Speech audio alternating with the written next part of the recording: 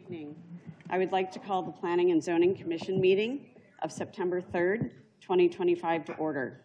All right, thank you, and let's get started. Secretary Wright, please conduct roll call. Abu Baker. Here. Bonzo. Here. Castagnoli. Here. Namis. Here. McDaniel. Here. Wright is here, and Robbins. Here. Madam Chair, we have a quorum. Thank you. The first order of business tonight is the public forum. During the public forum, members of the public have the opportunity to address the Planning and Zoning Commission on issues which are not part of tonight's agenda. Please keep your comments limited to 3 minutes. Also, for the sake of those in attendance, please refrain from clapping or shouting. Also, in response to comments made by any speaker. Secretary Wright, do we have anyone signed up under public forum? No one for public forum. Great, thank you. Our next order of business is public hearings. For each hearing, we will begin with a staff presentation and introduction, followed by the petitioner's presentation. We will then take public testimony to ensure that we have an opportunity to hear from each person wishing to speak. Please keep your comments specific to the request under consideration and try to avoid repetitive comments. Also, for the sake of all of those in attendance, please refrain from clapping, shouting, in response to comments made by any speaker. Following the public testimony, the petitioner will provide closing remarks just prior to the closure of the public hearing. No further public testimony will be taken after the petitioner begins their closing remarks or during the Planning and Zoning Commission's deliberation. I will now swear in any of the members of the public wishing to speak. For those who wish to provide testimony, please stand up. Please raise your right hand and respond, "I do. I swear to tell the truth and nothing but the truth." Thank you. The first case on tonight's agenda is DEV-0057-2025, 1960 Lucent Lane, Karis Critical Data Centers. First will be the staff's presentation, followed by the petitioner's presentation.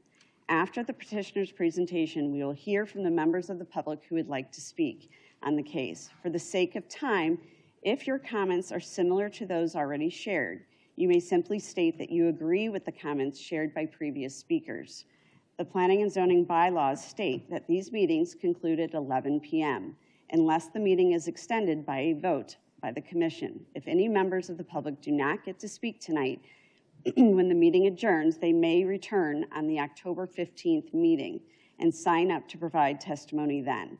Whether or not all members of the public are heard tonight, the public hearing will not be closed and will be continued to the October 15th Planning and Zoning Commission meeting, where any remaining public testimony and the Commissioner's deliberation will occur.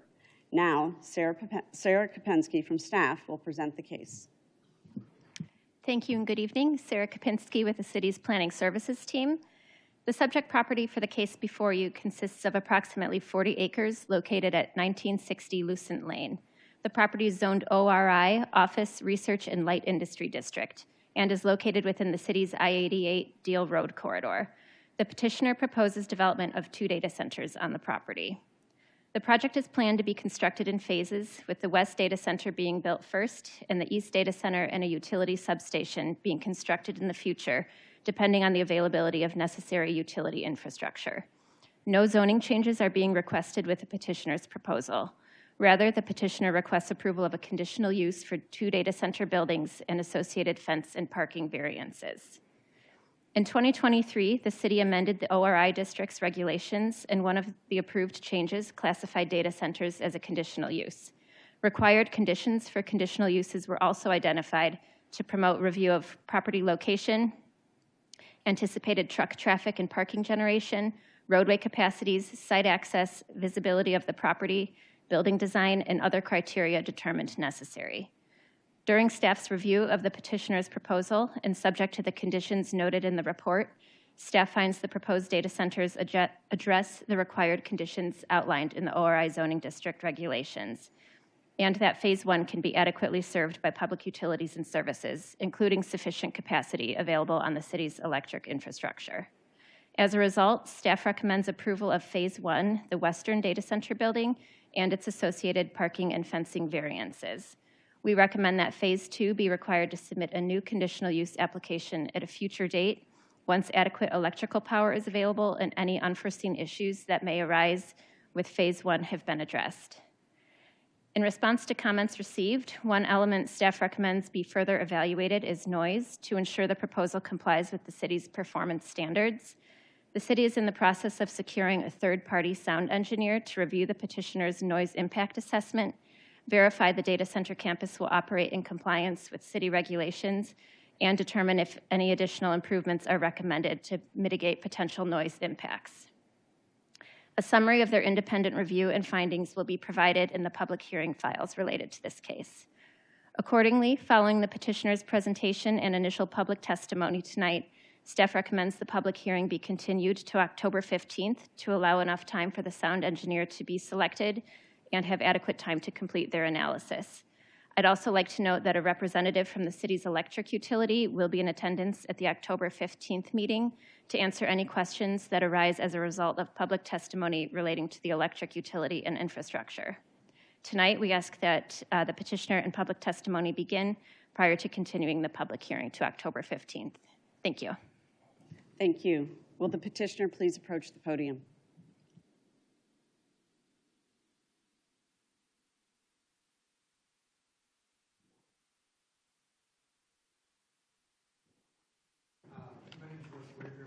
Law firm of Rosenhoven and Whitaker, 445 Jackson Avenue, Naperville, Illinois. Can you see screens? Not yet. I mean, they're not on yet.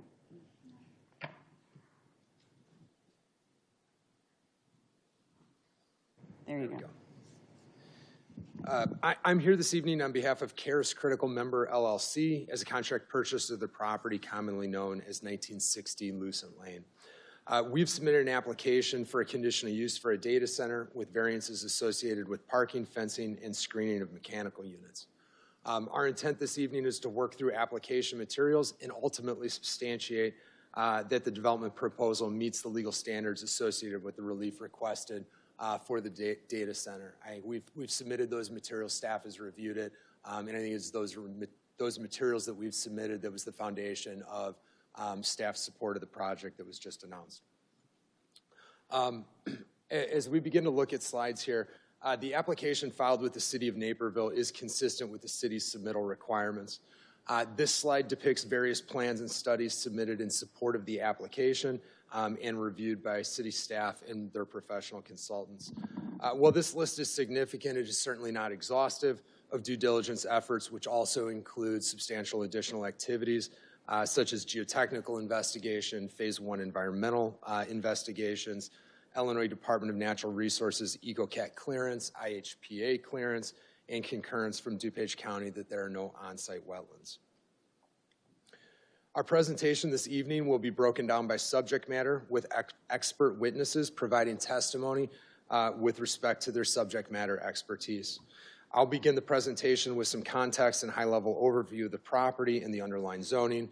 We'll then hear from Brett Rogers. Brett is the CIO and head of data centers for Karis Critical. Brett will speak to the data center market and operational considerations for the project. Bill Bone, president of Jacob and Hefner and Associates, will cover civil engineering issues along with the acoustic study that was prepared by his firm. Michael Worthman from KLOA will discuss the traffic impact study that's been provided and reviewed by staff. Carl Peterson is here from Gary R. Weber and Associates, who is responsible for the landscape plan. David Kornacki of Kornacki and Associates will cover site lighting. We have Guy Toro from Carlson Design Group. Guy will cover architectural and mechanical design of the data center buildings.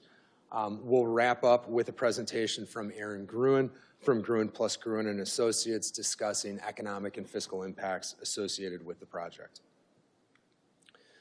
I always like talking about some of the history of a property because I think it relates to kind of where we've come from and where we're going. So the subject property comprises approximately 40 acres located at the northwest corner of Naperville Road and Warrenville Road in the city of Naperville. In these images, the orange outline represents the boundary of the 40-acre property that's before the commission this evening. For context, the red outline represents the historical context of what is commonly known as the Lucent or the Nokia property. The historic Lucent property consists of approximately 175 acres. The property was originally developed in the mid-1960s, becoming the first large-scale office complex in the I-88 corridor.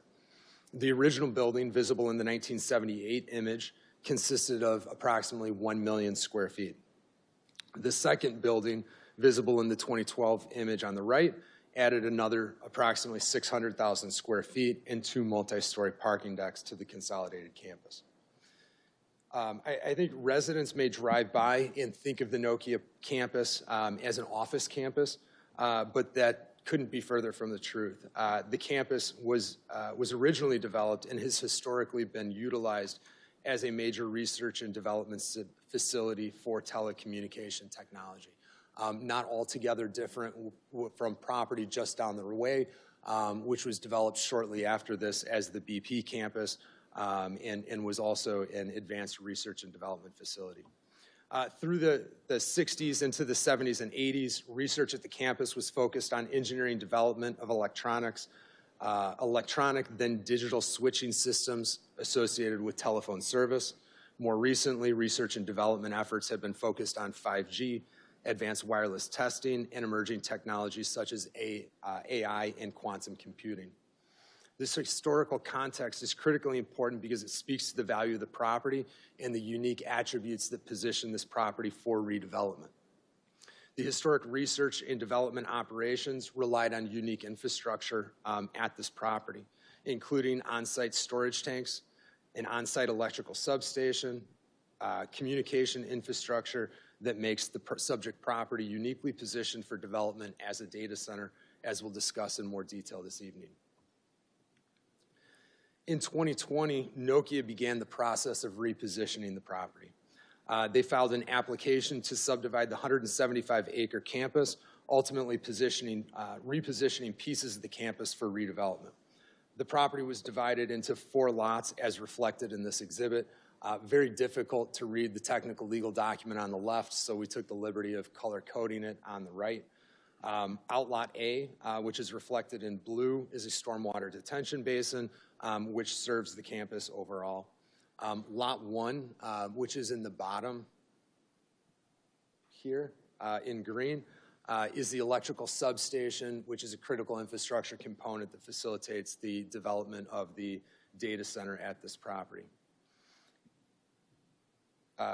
Lot 2 is the 40-acre property before the commission this evening that is highlighted in yellow or orange.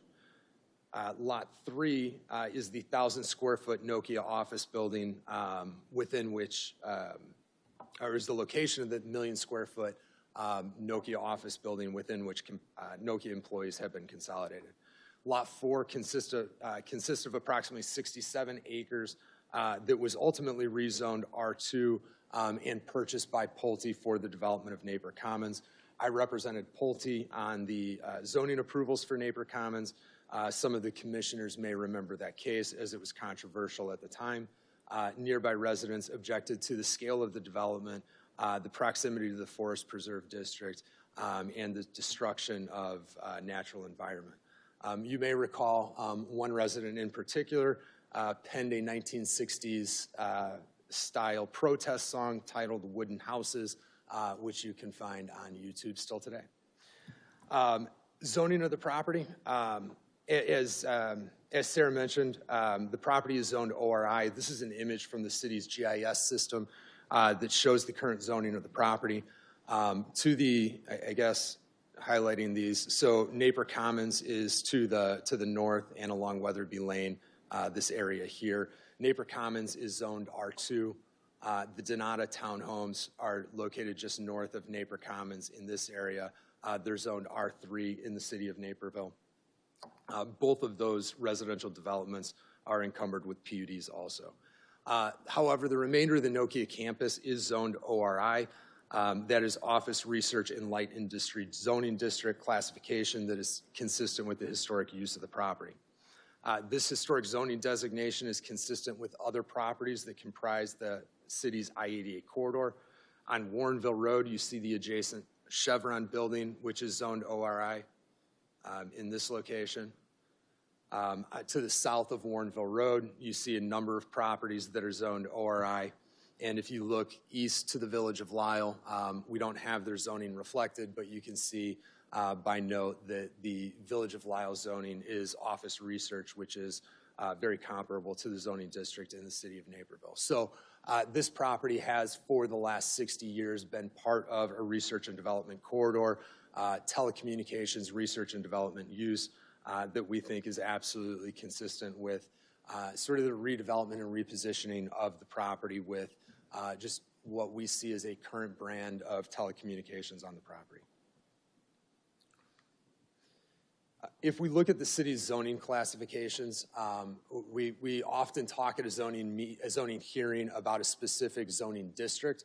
Sometimes we don't take a step back and look at how the code actually works and breaks districts out. So what we've done here is we've looked at the code and said, Naperville has 3 different land use categories. They have residence districts, they have business districts, and they have industrial districts. And given some of the feedback that we've seen on social media and resident notes in advance of the meeting tonight, I think it's very important to point out that the property is zoned as an industrial district in the city of Naperville and has been for a number of decades. Sarah touched on the 2023 amendment to the city's ORI district. This is just a quick image of 2 pages of that amendment. The amendment didn't just add data centers to the ORI district. There were really 2 parts to that 2023 amendment. I think the first part was there was some discussion about industrial development of large-scale properties in Naperville's corridor. There was concern about cross-dock buildings and the prevalence of truck traffic that would be driven by typical industrial development. And so I think the first thing Naperville accomplished with this 2023 amendment is they sort of curtailed a little bit of the manufacturing industrial development that could have happened in the ORI district prior to 2023. What they did is they basically said, if you're going to have a warehouse or manufacturing facility, that can be 50% of your building, but you must have 50% of the building dedicated to office space. We don't see a lot of that in the market today, so that's not something that is a common development metric in the industrial world. I think as part of the compensation for that, or to accommodate future growth and redevelopment in the ORI corridor, the city looked at what other uses might be compatible in that industrial district. And you can see highlighted or circled in orange on the right-hand page that the first conditional use now listed in the ORI district is in fact data centers.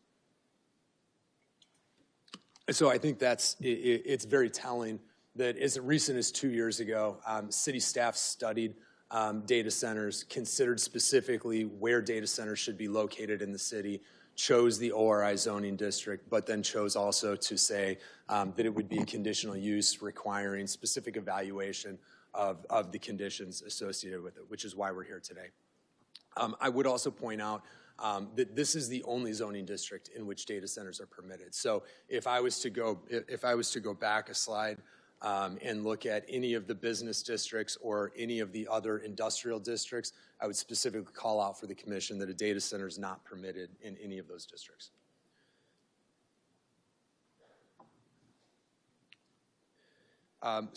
Just a little detail on the request before the commission this evening. Sarah mentioned the application before the commission is a conditional use in the existing ORI zoning district. I want to be very clear that the application applies only to the 40-acre property located at the corner of Naperville Road and Warrenville Road. When I look at comments, people seem to suggest that we're building on the Forest Preserve District property, which couldn't be farther from the truth. Office building and associated parking structures that were previously located on the property, again comprising approximately 600,000 square feet of space, have been demolished, effectively positioning the property for redevelopment. We've submitted a petition with findings of fact that substantiate the proposed development satisfies the legal standards for granting a conditional use. We have 3 variances that are requested, just touching on those real quickly. We seek to reduce the required parking from 211 spaces per building to 60 spaces per building. So when the city added data centers as a conditional use in 2023, they didn't revisit and consider what parking allocations should be.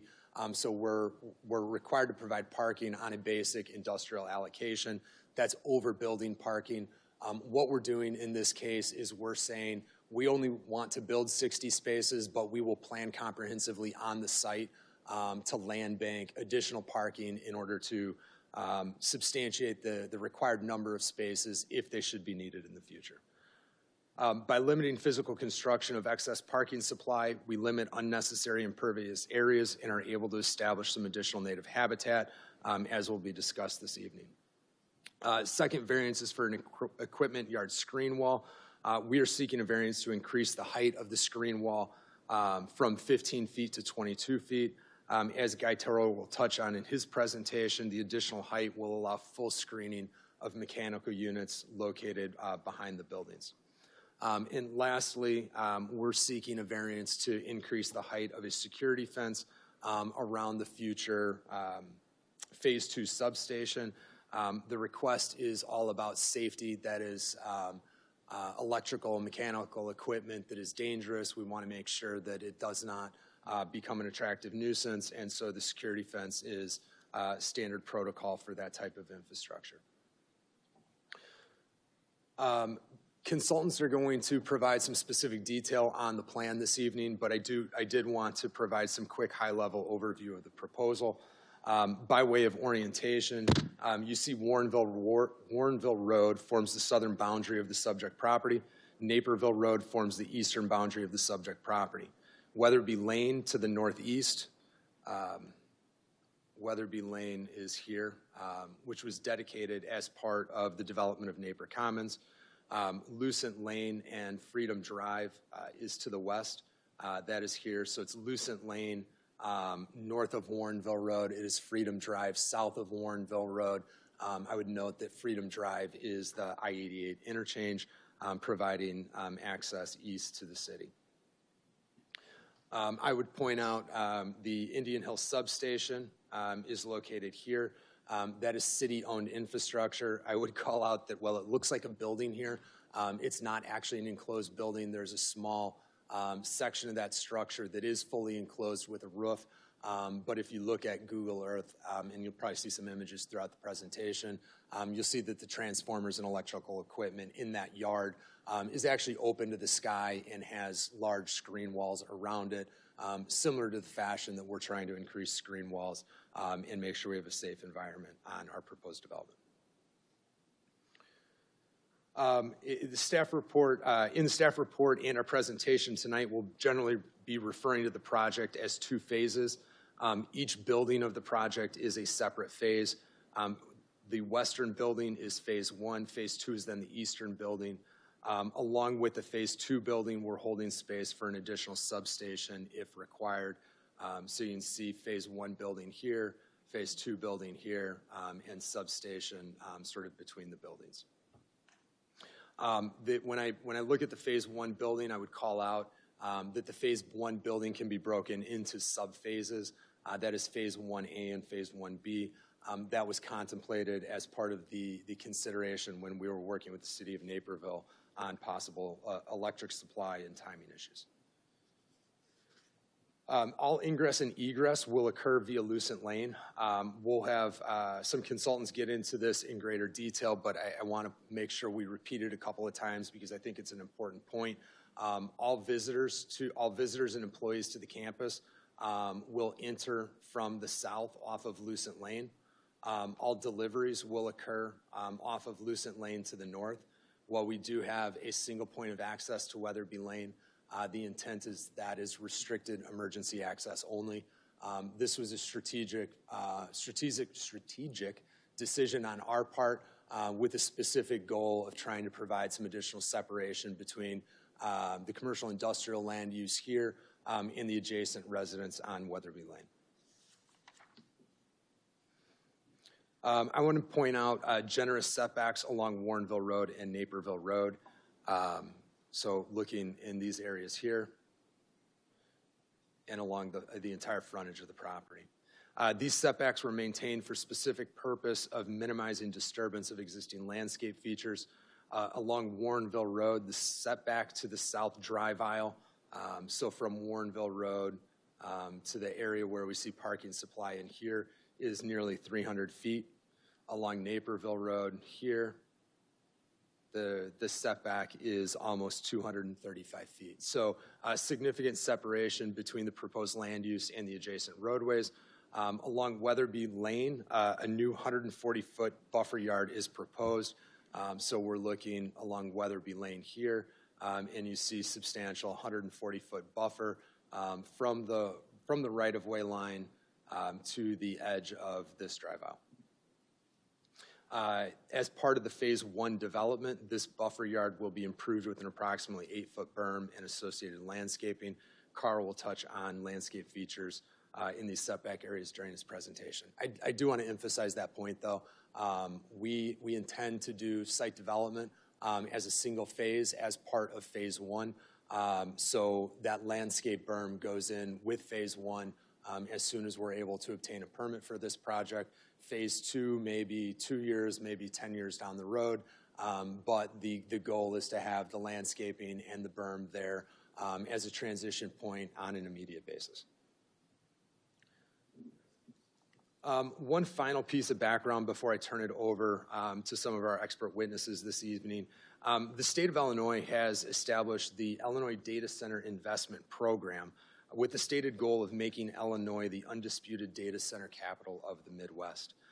In signing legislation for the incentive program, Governor Pritzker was quoted as saying, and it's written on the right-hand side there, in today's world, data centers are as critical a part of our infrastructure as our roads, trains, and schools. With this legislation I signed into law, we're welcoming a surge in economic development, labor income, and good union jobs to Illinois, and not just here in the established market of Chicago, but across the whole state. The program has been a resounding success, with data centers driving fiscal support of state and local governments to the tune of $1.85 billion with a B, dollars in 2023. So we're excited about the proposal. I have, like I said, a team of experts here. We'll start with Brett Rogers, who is the CEO and head of data centers for Karis Critical. Brett's going to talk a little bit about the data center market and specifically the operations of the facility here. Thanks, Russ. Brett Rogers with Karis Critical, 3333 Warrenville Road, Naperville. As Russ said, I'm going to talk a little bit about our project and try to provide a little bit of context.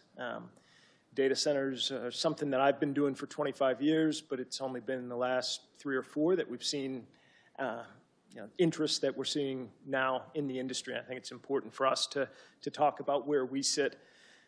So much of the public discourse around data centers is tied to AI data centers or hyperscale cloud data centers, very, very large facilities. What we're proposing, we'd call a co-location data center or a metro data center. These tend to be a little bit smaller, tend to be highly networked, and that's kind of why we like this site so much. There's quite a bit of fiber optic cable tied to the original Lucent campus. And so these data centers generally are multi-tenanted, and they connect a lot of the workloads that are occurring in these larger hyperscale cloud or AI data centers. So in the intent of establishing some context, each of our data centers is planned at 36 megawatts, so 72 megawatts total between the 2 buildings. A hyperscale data center is probably in the 80 to 100 megawatt per building range at this point, and campuses are routinely 600 megawatts to a gigawatt, 1,000 megawatts. Similarly, AI data centers are often 160 to 240 megawatts per building, and campuses routinely exceeding 1 gigawatt. So the market that we're selling to is obviously a little bit different than what you might read about in the papers around these mega projects. Again, this is likely to be a multi-tenanted building, and we expect we'll have enterprises, banks, insurance agencies, other groups like that maintain their own IT infrastructure in the space.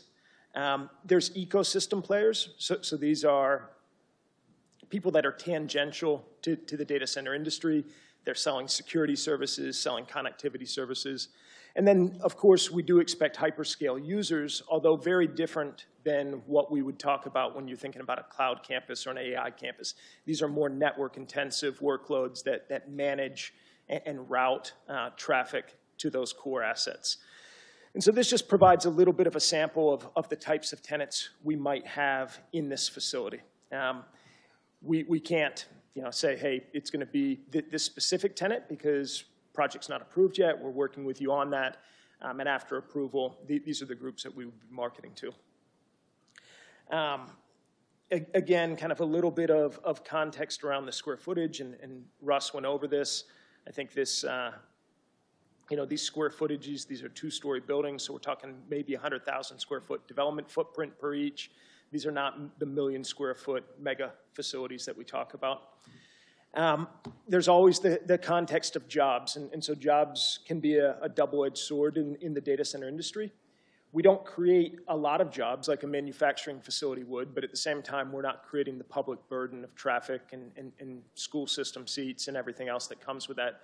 But we are creating a really nice pool of well-paying jobs that really serve a really good cross-section of the community. So if we think about the jobs that are created in these sorts of facilities, and these numbers focus primarily on Building 1 or only on Building 1, there's a core management group, and these tend to be degreed or certified jobs that are running and managing the day-to-day operations of the space. There's both facility and IT technicians, so a lot of these are unionized jobs, particularly on the facility side, so electricians, mechanics that are helping to operate the space. These are staffed 7 by 24, 365 days a year, so even on Christmas Eve, somebody will be in the facility, making sure that it's operating as intended. And then these are secure facilities, as Russ mentioned. So there'll be a 7 by 24 security team as well. So if we think about sort of the job mix, we're talking, probably 65 to 75 jobs created across the first building, spread across 3 shifts, 7 days a week, 24 hours a day.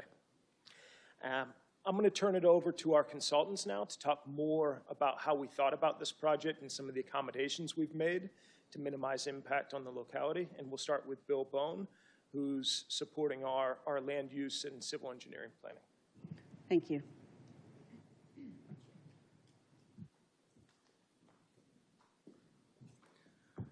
Good evening. My name is William Bone, 1333 Butterfield in Downers Grove, Illinois.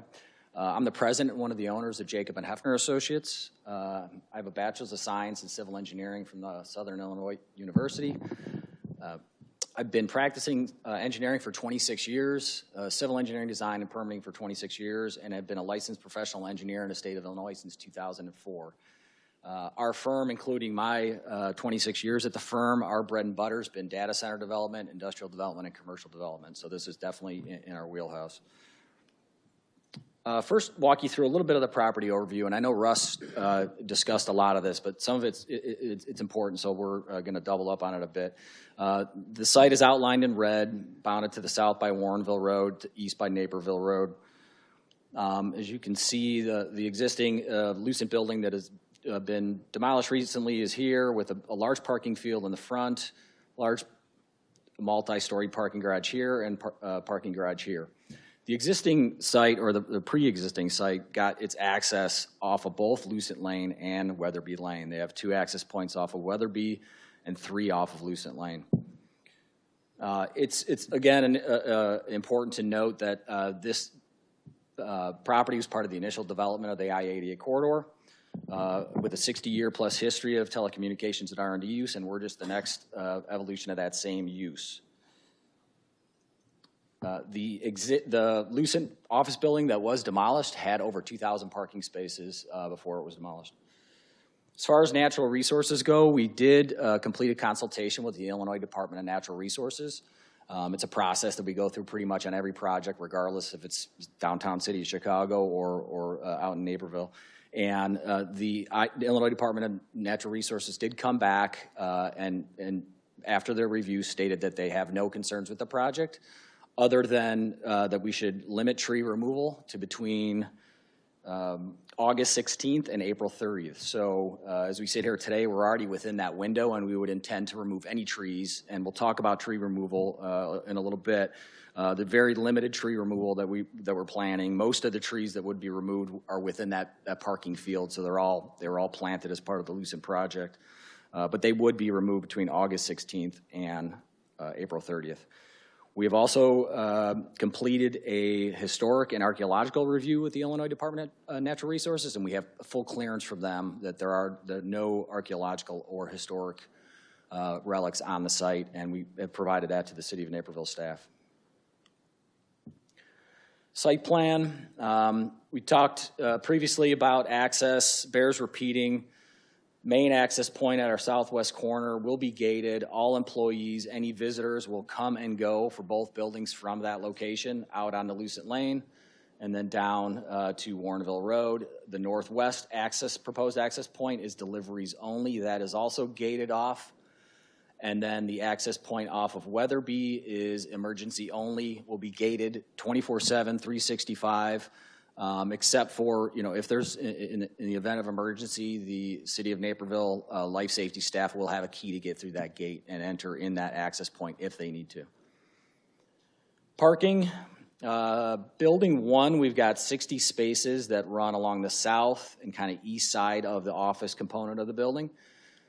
Kind of just mirror image for phase 2, the southwest portion and kind of southeast here is where the 60 parking spaces are. We are proposing to land bank 114 spaces. So what does that mean? We're going to set that property up there. It's going to be completely landscaped and green for now.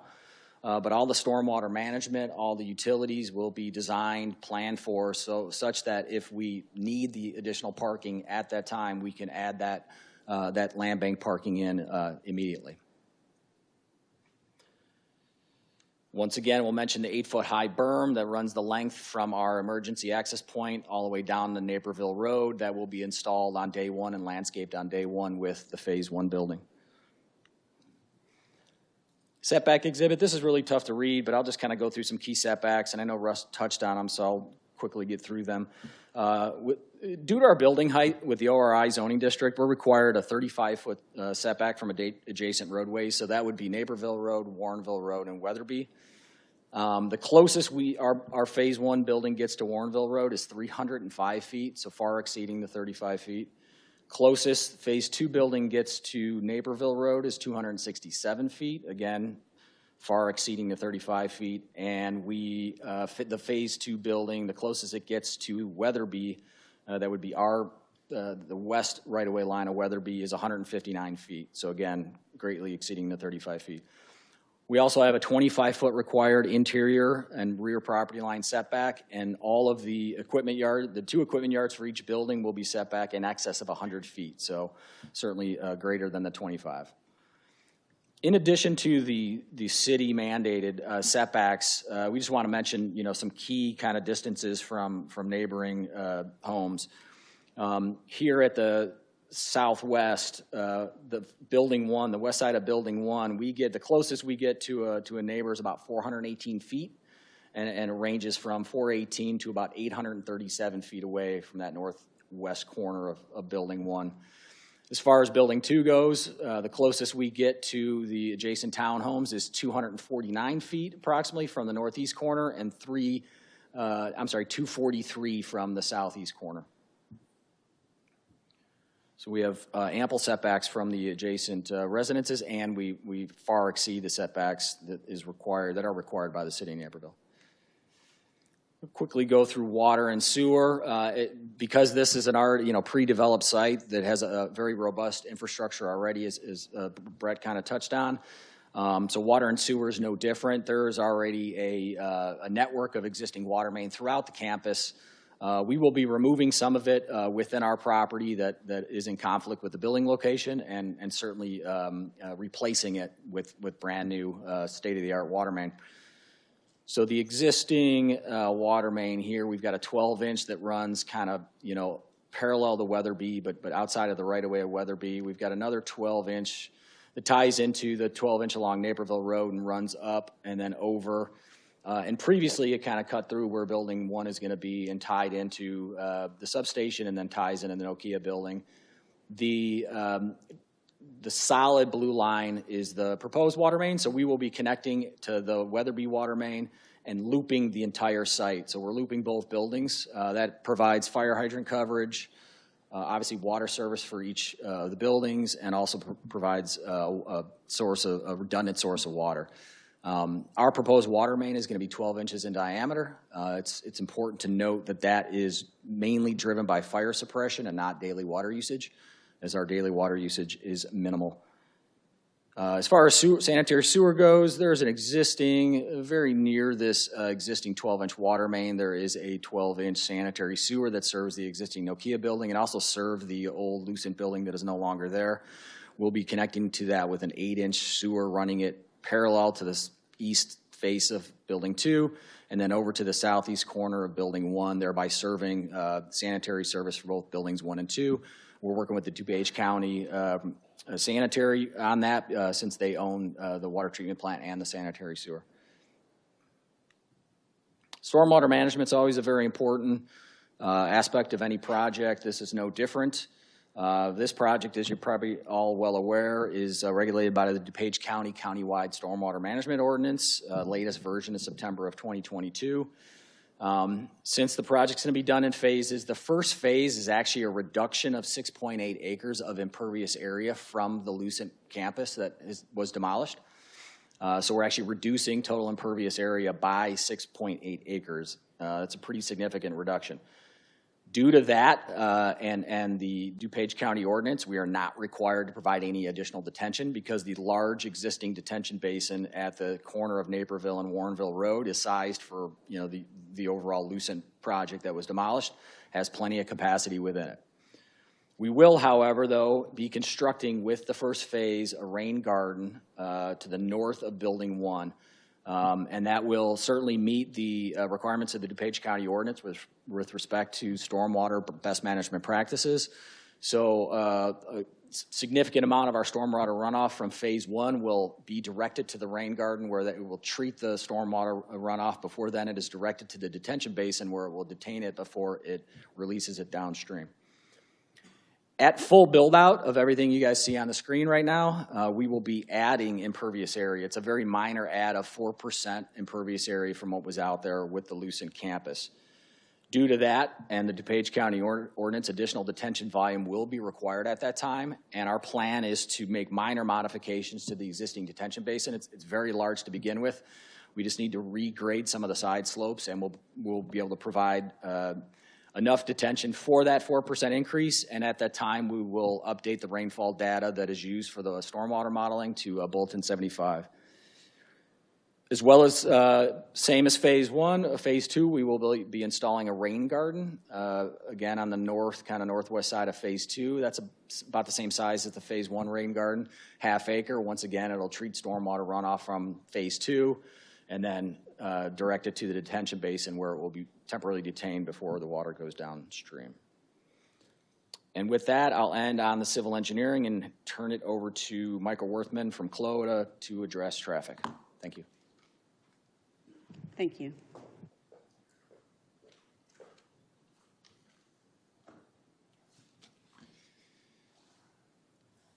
Good evening. My name is Michael Worthman. I'm a principal with the firm of Koenig, Lindgren, O'Hara, Buna, Inc. We are a traffic and transportation engineering firm out of Rosemont, Illinois. I've been practicing now, I hate to say, for 36 years, since graduating with a bachelor's in science and civil engineering. I'm a registered professional engineer in the state of Illinois and a certified professional traffic operations engineer, or PTOE. I've worked on multiple projects in the city of Naperville, both for private developers as well as for the city and the Park District, and have significant experience working on data centers. Let's hope I do this right. No, we already did that, sorry. Russ and Bill have stolen a lot of what I was going to say, but we'll just go through it quickly. As you've heard, the data center will consist of 2 buildings totaling about 422,500 square feet that will be developed over 2 phases. We'll have approximately 120 surface parking spaces and 114 land bank spaces for a total of 234.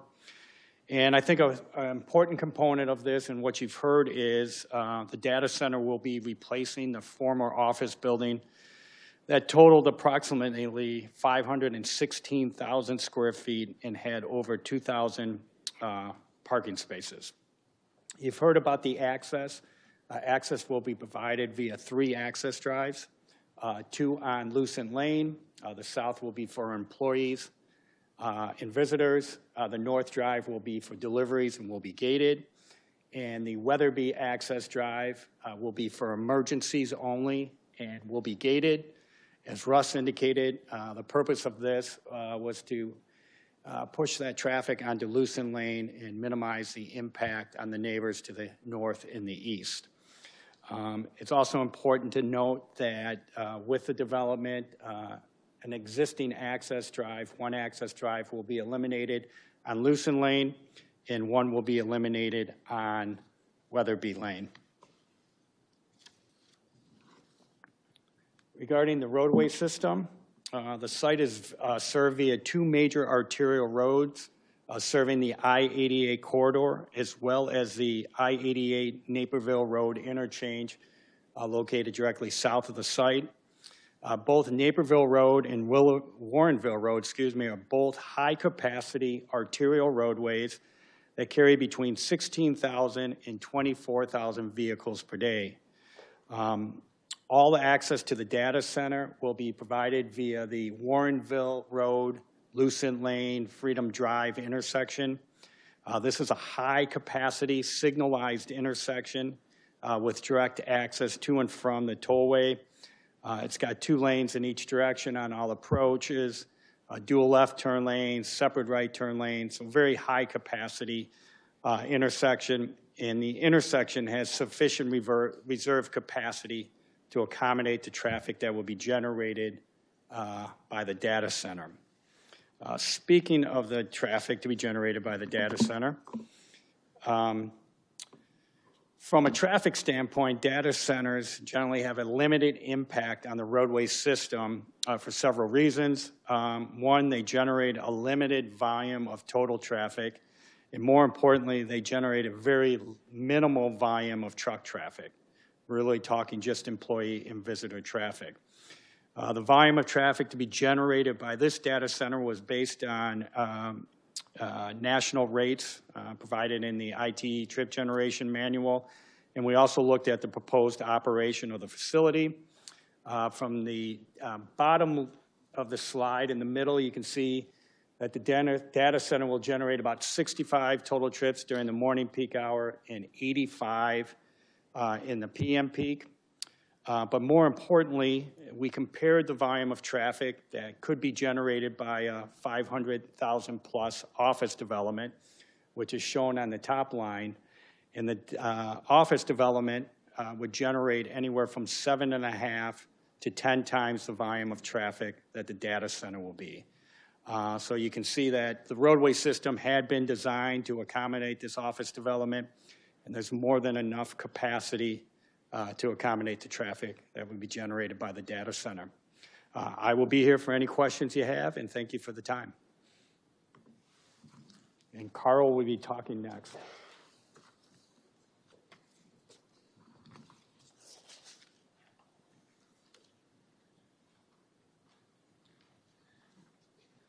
Good evening. I'm Carl Peterson with Guerrero Weber Associates.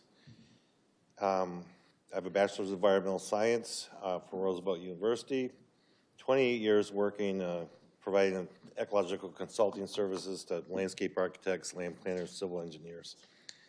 I manage a team of land planners, landscape designers, and natural resource consultants that work in both the public and private sectors. Make sure I know how to do this.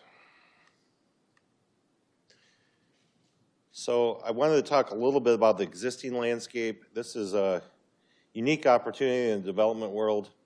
At the corner of Naperville and Warrenville Road, we have the large detention area that Bill Bone spoke of. We also have at the corner of Warrenville and Lucent Lane, a grove of existing trees, many of which are mature oaks and hickories. The detention area is naturalized, and that entire area, which is somewhere between 10 and 11 acres, is going to be preserved and untouched. You can see here I'm not sure how, here we go. The Lucent building, which has been demoed, if we switch to the current site plan, you can see that we're essentially operating within the exact same footprint, and we are preserving all of the existing setbacks along the roads, Weatherby Lane, Naperville Road, and Warrenville Road. And I just wanted to show some quick videos of what these roads look like and what they'll continue to look like in the future. It's pretty fast, but along Warrenville, you can see the mature trees, the turf right-of-way, and herbaceous native vegetation within the existing detention area. And that is essentially going to stay the same with the data center being behind it. On Naperville Road, you do not have the mature trees, but you have mature shrubs, the herbaceous vegetation, the turf right-of-way. We will be adding some parkway trees along here as part of the landscape plan. But most of that vista that you see is exactly what you're going to see when the project is done. And Weatherby Lane. You have the mature trees in the distance, parkway trees that have been planted as part of the Pulte development that are established now, and what will be an emergency access into the data center in the future.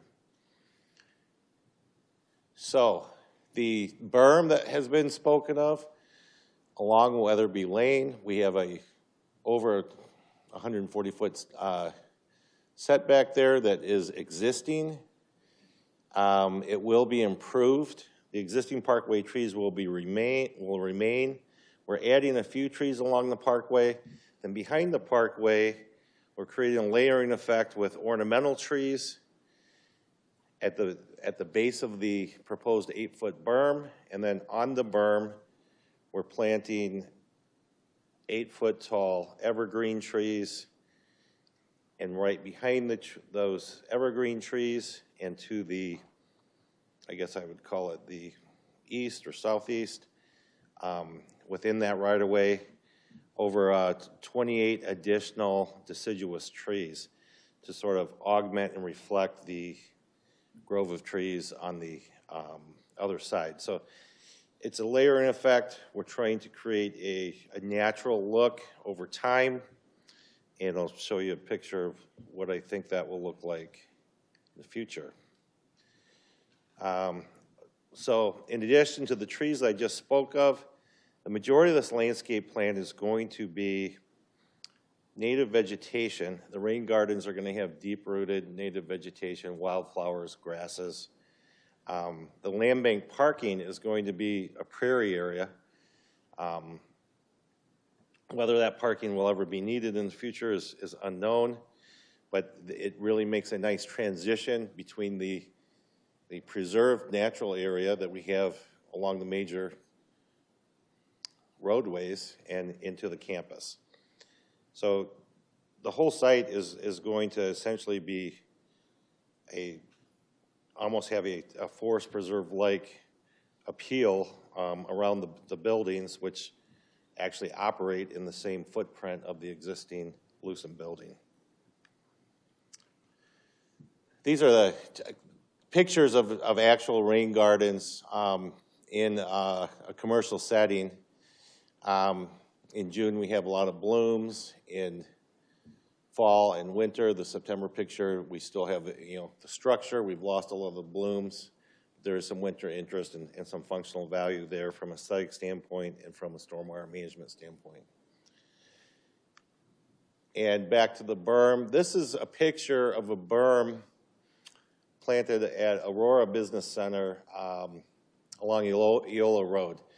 When the berm first goes in with the 8-foot tall trees and the new parkway trees, it looks like the picture on the left. And 10 years later, this particular berm looks like the picture on the right. So it's a substantial screening. There's actually a building behind there that you can barely see. But it gives an example of the functionality of that 8-foot berm and our planting approach. And I'll turn it over to David Kornacki. Thank you. Thank you.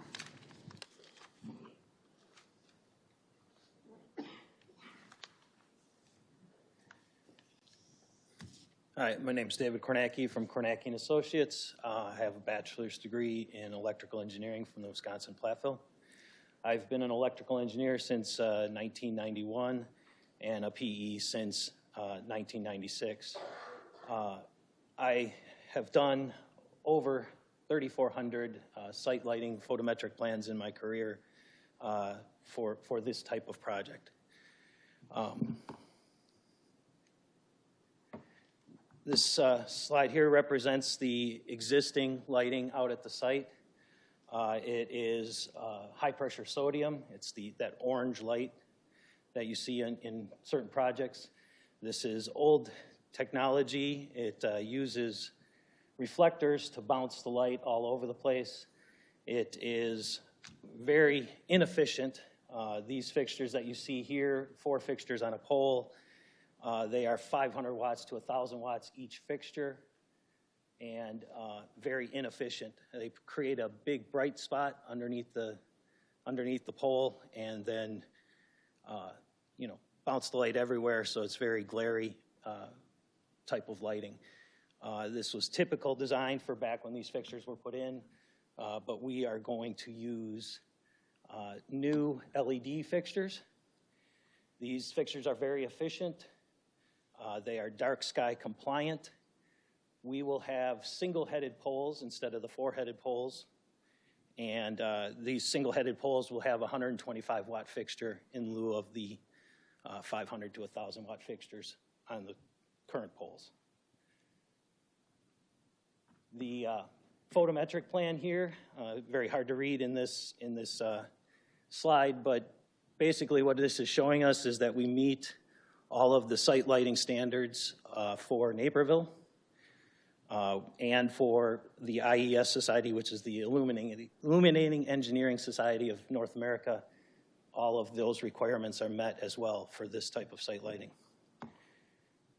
The lighting at the property line is less than 0.1 foot candles. The Naperville requirement is 0.5 foot candles at the property line.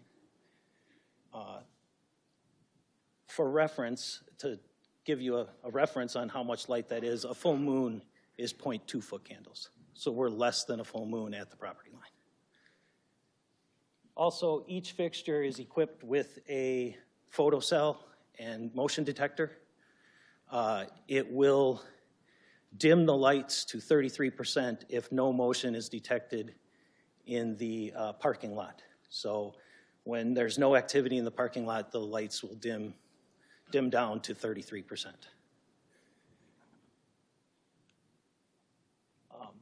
The fixtures themselves, they have a bug rating.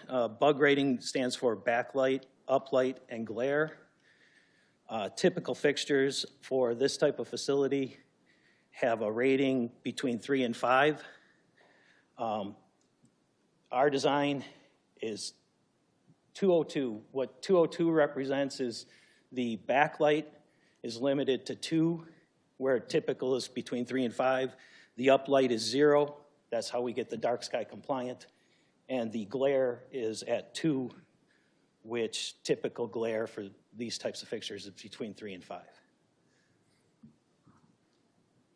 that is all I have. Turn it over. Thank you.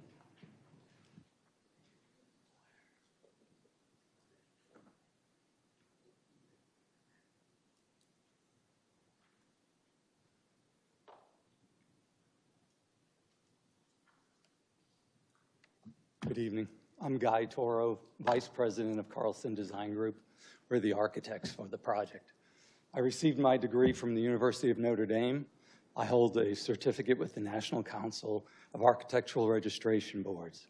I'm registered in 23 states, including Illinois, and I have approximately 30 years designing data centers. And I operate it backwards. So the project for Naperville, the site is master planned for 2 buildings. The buildings are a mirror image of each other. They're approximately 211,000 square feet each. Our project is phase 1, and it's broken into phase 1A and phase 1B. Phase 1A is 145,000 square foot construction, and phase B will be the additional 66,000 square feet to complete the total 211,000 square foot building. Our building height is just under 57 feet. Code allows on that site a building of a height of 100 feet. For reference, the former Lucent building was approximately 80 feet tall and 500,000 square feet in size.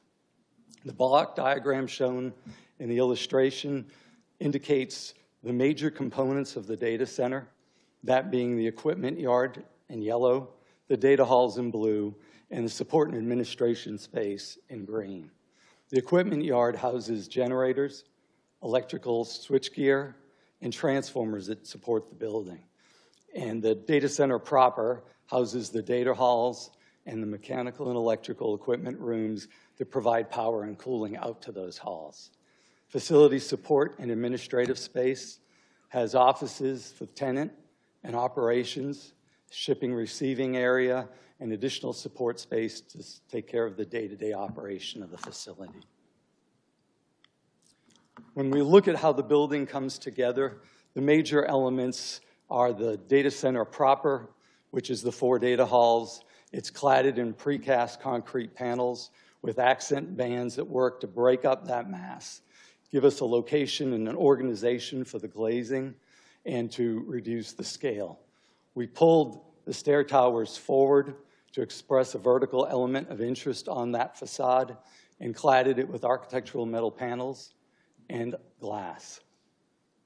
The FSA, the Facilities Support and Administrative Building, is a single-story structure that wraps those data halls, and it allows us to transition from that 2-story mass down to something of a little smaller scale. It's cladded also in metal panel and glass, and the glass area provides natural light into the office space and also accentuates that corner, which is where entry for staff and visitors is. Additionally, our equipment yard is enclosed in a 22-foot high, louvered wall panel system. At 22 feet, we fully screen the equipment inside, and its purpose is visual screening, an acoustic barrier, and also security to the equipment inside. In that yard, in addition to the generators, are fuel tanks above grade. We use a central fill station that we can control how those tanks are filled and mitigate risk of spills. Additionally, the generators in that yard run for emergency purposes. Loss of utility for the building, the generators will start. Other than that, it's only purely to exercise them, and in that exercising mode, we're only running 2 at a time for a short period of time. As part of our design, we did a site study to determine that the equipment mounted to the roof is fully screened by the parapet. Per code, from distances of adjacent roadways at an eye level of 6 feet, the equipment is supposed to be completely screened. And so you can see we took different vantage points from those neighboring roads and determined that with the current design, that equipment is screened. We have goals for sustainability for this project. One way to achieve that is water usage is minimized by the use of air-cooled chillers. The total project site has 24 chillers. Those chillers use a closed loop, so no water is open to the environment and is not open to evaporation loss. Each loop, of which we have 3, has 8 chillers attached to it, and the initial fill will be 25,000 gallons of water. With those 3 loops, our total water is 75,000 gallons that with limited or no loss.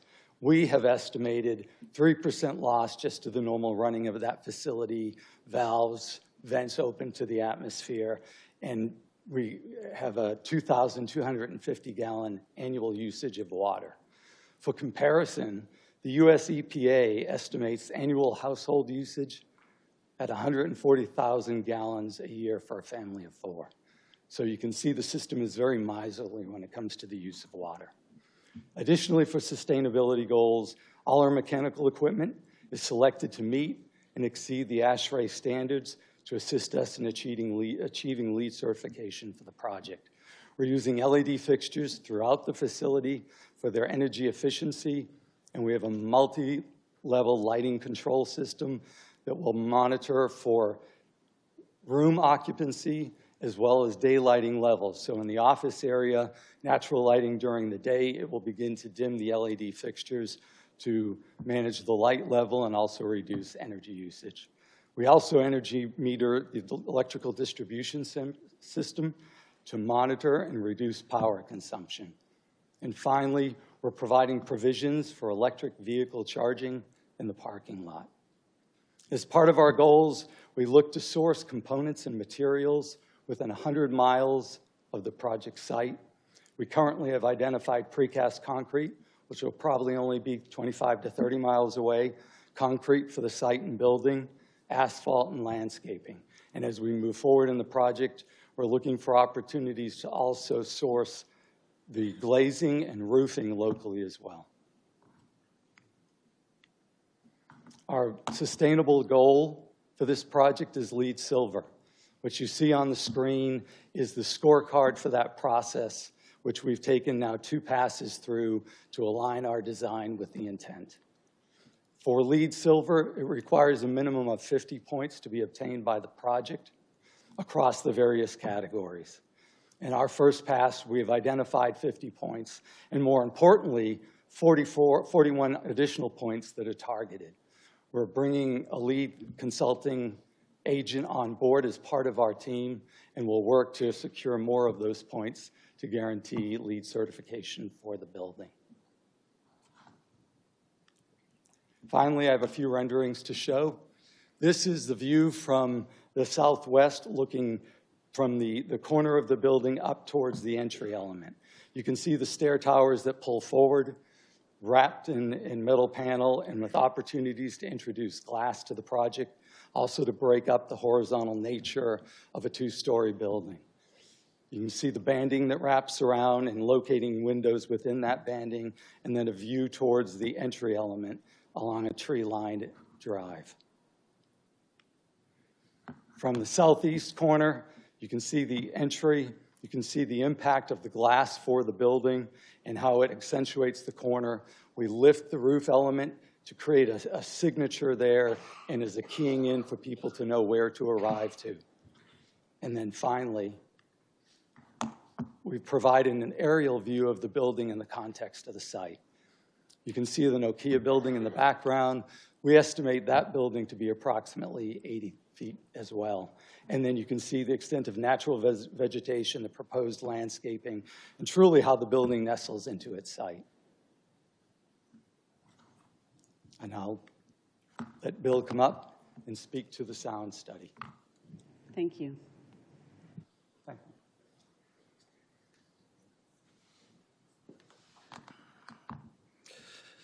It's me again.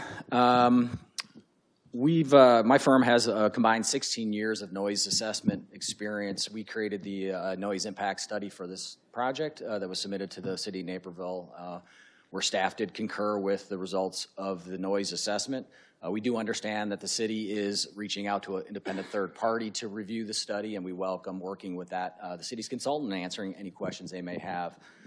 We did prior to submit, or not prior to submit, but we also did reach out and hire our own third party acoustic firm, knowing that it was a very sensitive topic, and they reviewed our study and also concurred with it. And that's Hankered Environmental that we use to double check our study. I'll start by walking everybody through the Naperville noise ordinance. So the chart on the left-hand side there is taken directly from Naperville, Illinois Code of Ordinances 6-14-4. It's Standards Table 1. What you have in the left column is the various land uses throughout the city of Naperville. The middle column is a time slice that is referred to as daytime, so 7 a.m. to 7 p.m. And the right-hand column is the nighttime time slice, which is 7 p.m. to 7 a.m. We're going to focus in on, We're going to focus in on residential. That's the most important to us, as we have neighbors. So we are required to meet the residential limits during the daytime and nighttime at any property that transitions to a residential use. So we have that to the east and to the west. The daytime limit, according to the Naperville Noise Ordinance, is 55 decibels, and the nighttime reduces down to 50 decibels. There's kind of a image on the right there that just shows people typical things they hear throughout the day and where that falls in the decibel range. First thing we did when we embarked on this study was to understand what it sounded like out there prior to us developing. So back in March, specifically March 28th of 2025, in the morning, we set up 4 noise level meters. So one here right by Weatherby, one here kind of, just west of the existing Nokia building, one at a very southwest corner adjacent to some residential, and then one kind of southwest.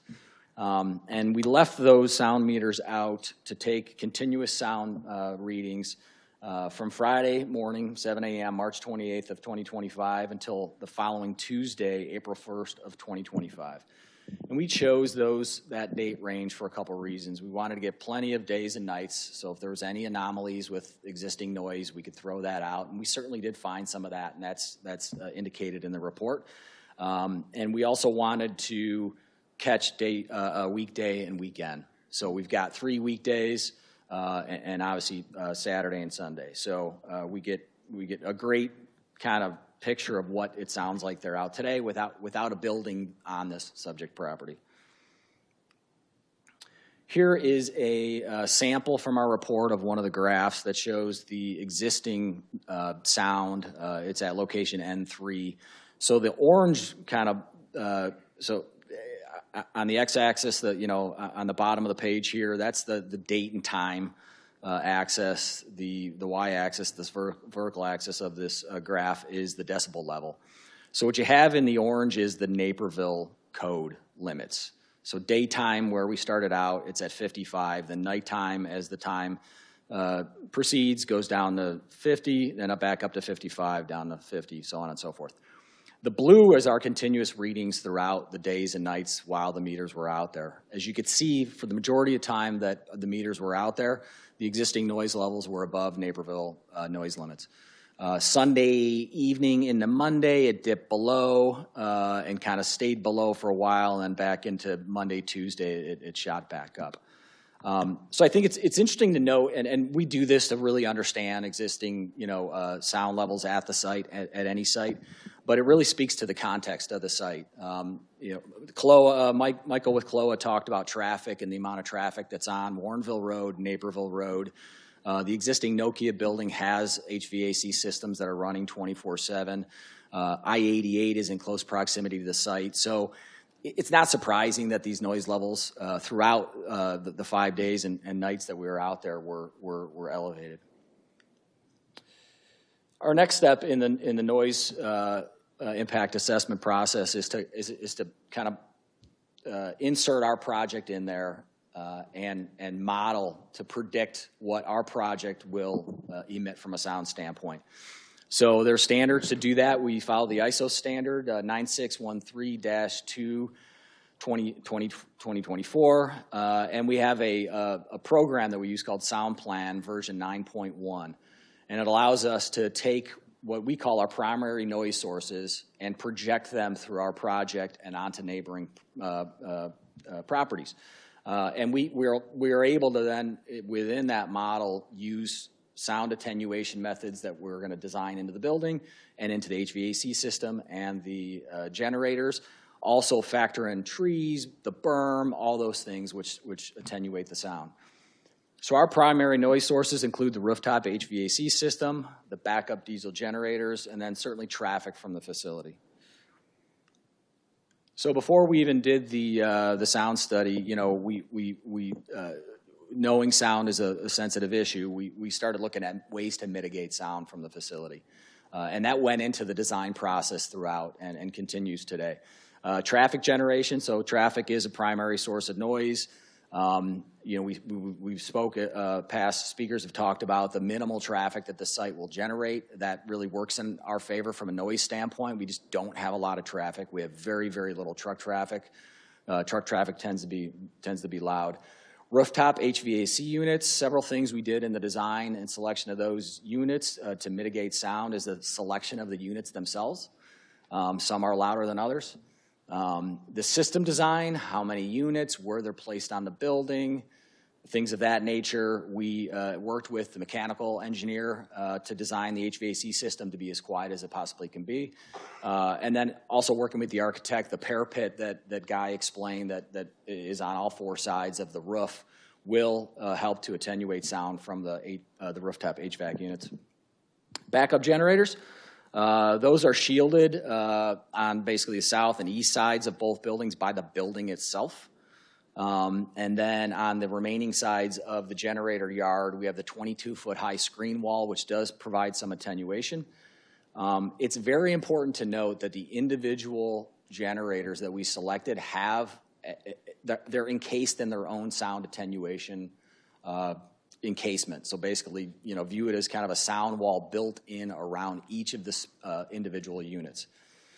The testing schedule, obviously, we'll only test the generators during the day.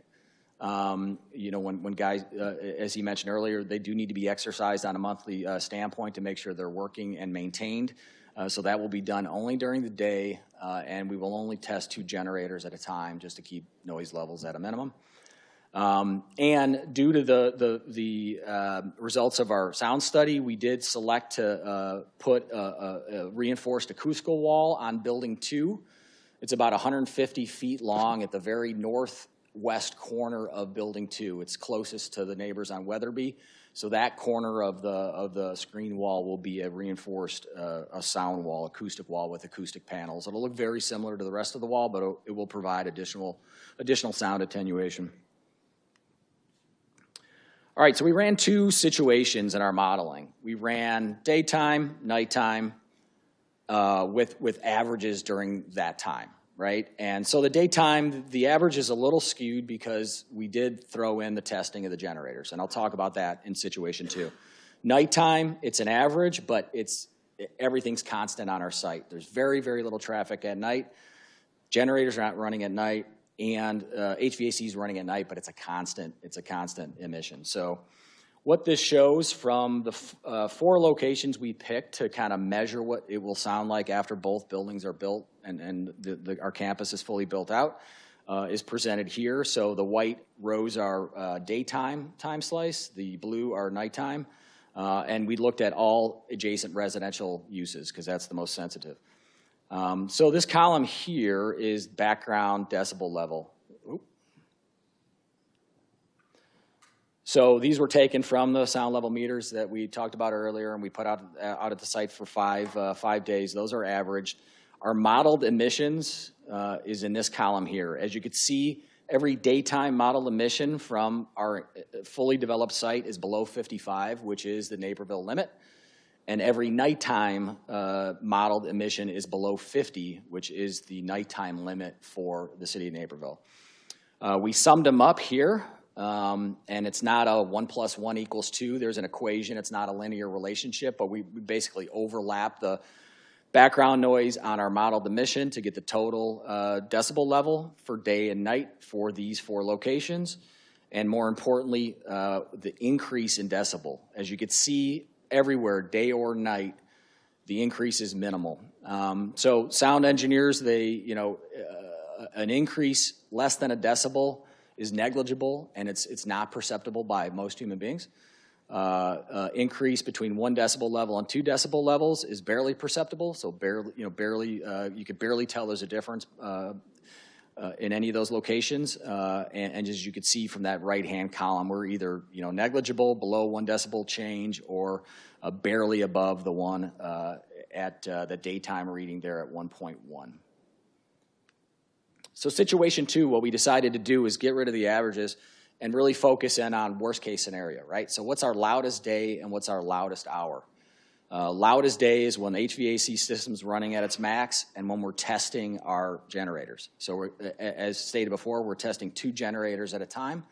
That's it to keep sound levels at a minimum. And that's what we modeled here in situation 2. Background, same as before from these 4 receptor locations. Modeled emissions, you could see, again, daytime limit in Naperville is 55. We're below in all cases. Total sum is in this column, and this is the increase. So 2 of the 4, it's negligible, below a decibel, and one of them's barely over a decibel, and the other is about 4/10 over a decibel.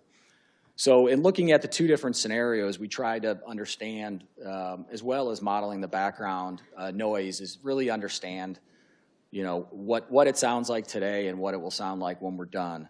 It's important to note that our modeled emissions are lower than the existing, in all cases, day or night, is lower than the existing averages. So I believe that is all the slides I have on the sound. And I'll turn it over to Aaron to talk about economic and fiscal. Thank you. Thank you.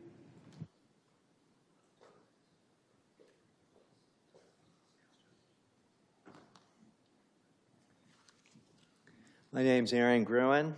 I'm out of Chicago. I've been a principal of Gruen Plus Associates since 1991.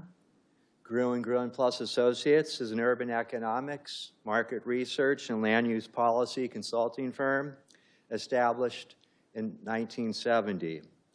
I've led or played a major role in over 725 assignments for public and private clients throughout the country. Some of these past assignments have included the analysis of the fiscal and/or economic impacts of data center, industrial, retail, office, hotel, and other commercial developments, a broad variety of housing projects, as well as airports, highway interchanges, universities, hospitals, sports facilities, and other essential infrastructure. Some examples of the public clients for which the firm has provided fiscal and/or economic analysis are listed on the slide. Fiscal impacts refer to the effect of a development on the budget or treasury of a municipality or other government unit.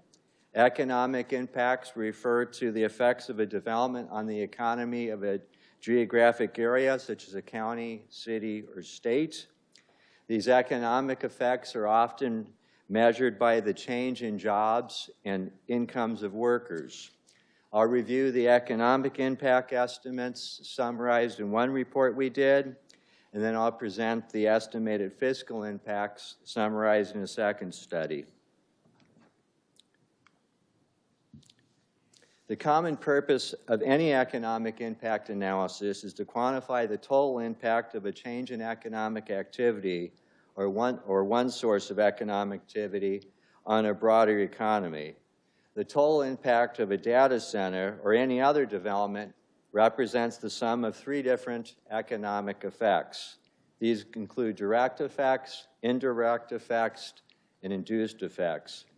Direct effects are typically defined as the initial round of expenditures related to all operations of a facility, including payrolls, non-payroll expenditures such as for repairs and maintenance, utilities, and contracted services. Indirect effects effects refer to the changes in economic activity that result from supply chain inputs required by the data center users. Businesses buy products from each other, creating indirect impacts on other businesses. Finally, induced effects refer to the economic activities that result from the spending by workers whose wages or earnings are affected by the data center operations or activities. These may be thought of as second round of effects resulting from the first round direct and indirect effects. So while a business at the site doesn't purchase food or gas or visit a barber or a doctor, its direct employees and indirectly supported workers or from suppliers do consume these goods and services. The employment, income, and output multipliers, and I'm almost done torturing you with this technical explanation I was asked to give.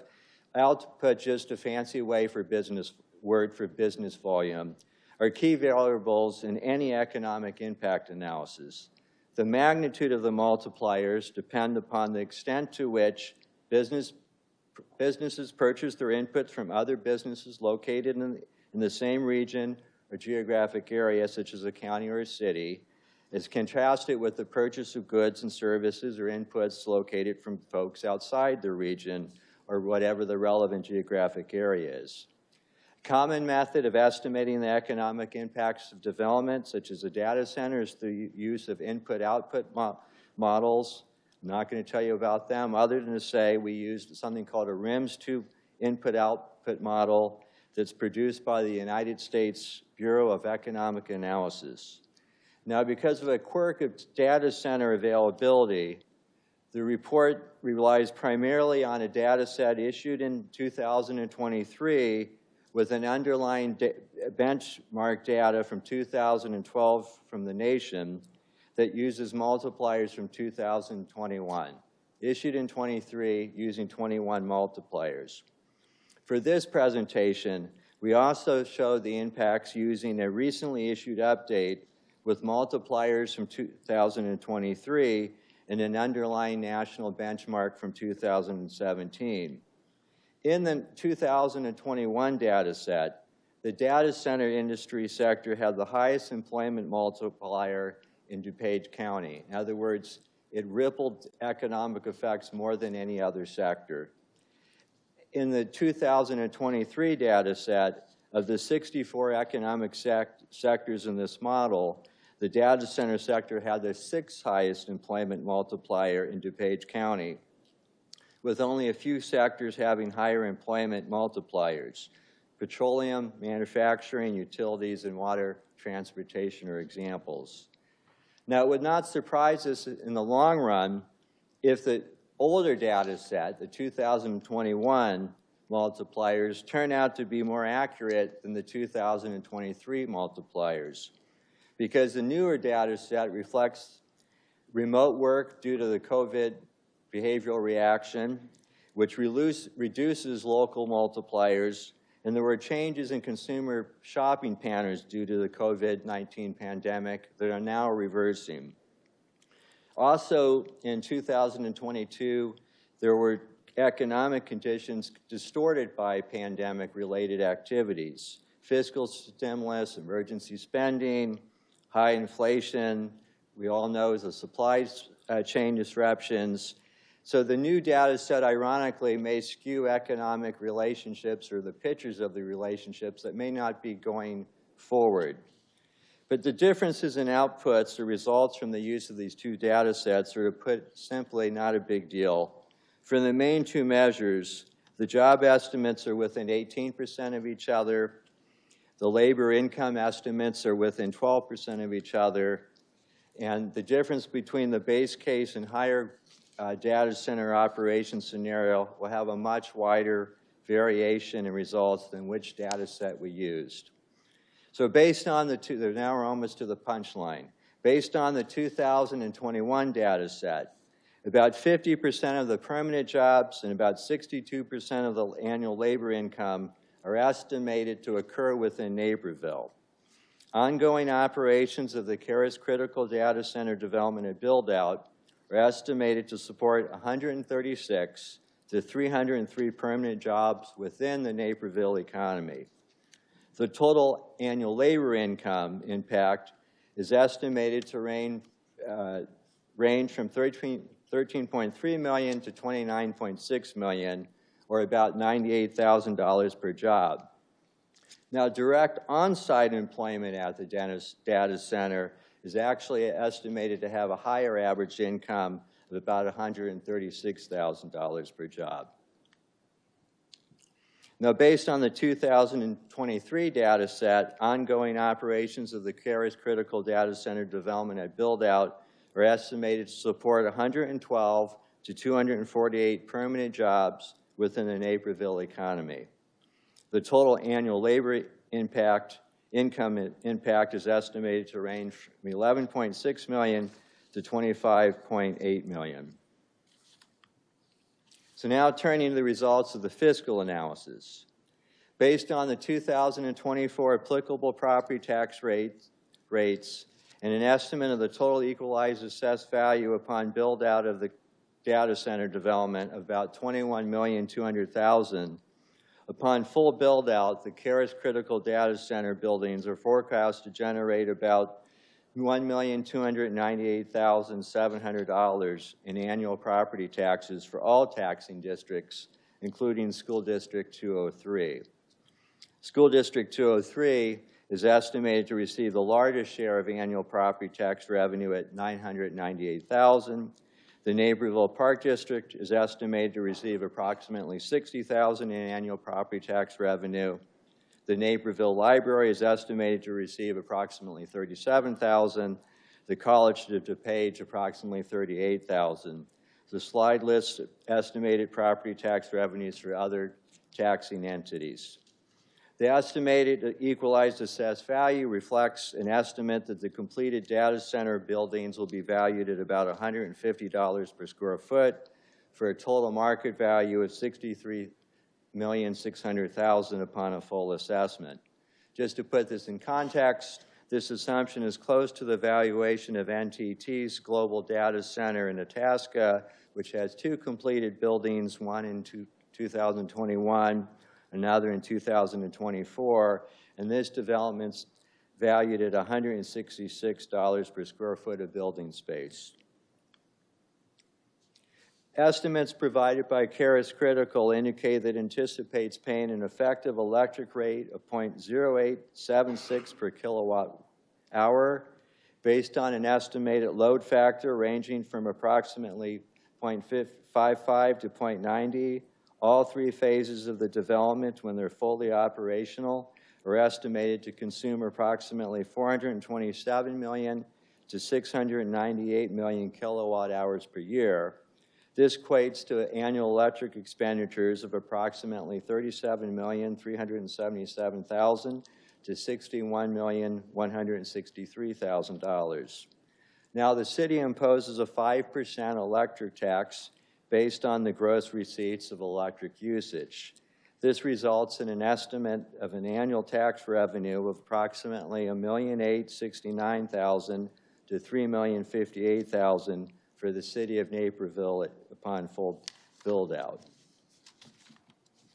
Accordingly, the Karis Critical Data Center development is forecast to generate $1,958,800 to $3,148,000 in annual revenue for the city of Naperville at full build-out and full assessment. Electric utility tax revenue is estimated to range from $1,868,000 to $3,058,000 annually, and comprises about 95% of the direct fiscal benefit to the city of Naperville. Property taxes are forecast to generate additional $90,000, or about 5% for the city of Naperville. And I'm sure you'll be happy when I tell you this concludes my presentation. Thank you.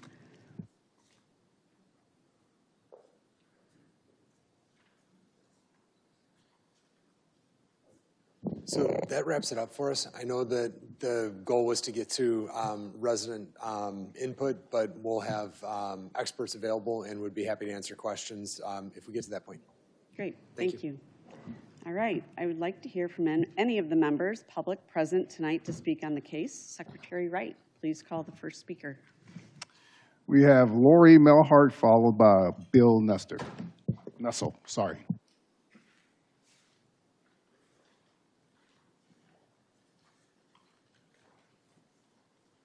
Good evening, everyone. My name is Lori Melhart, and I live at 1342 Donata Court in the Donata Woods subdivision with a south-facing back of my townhome.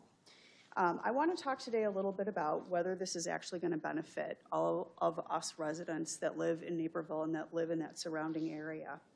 The answer is pretty complex. We've heard a lot of information tonight, and there's a lot of factors here to consider.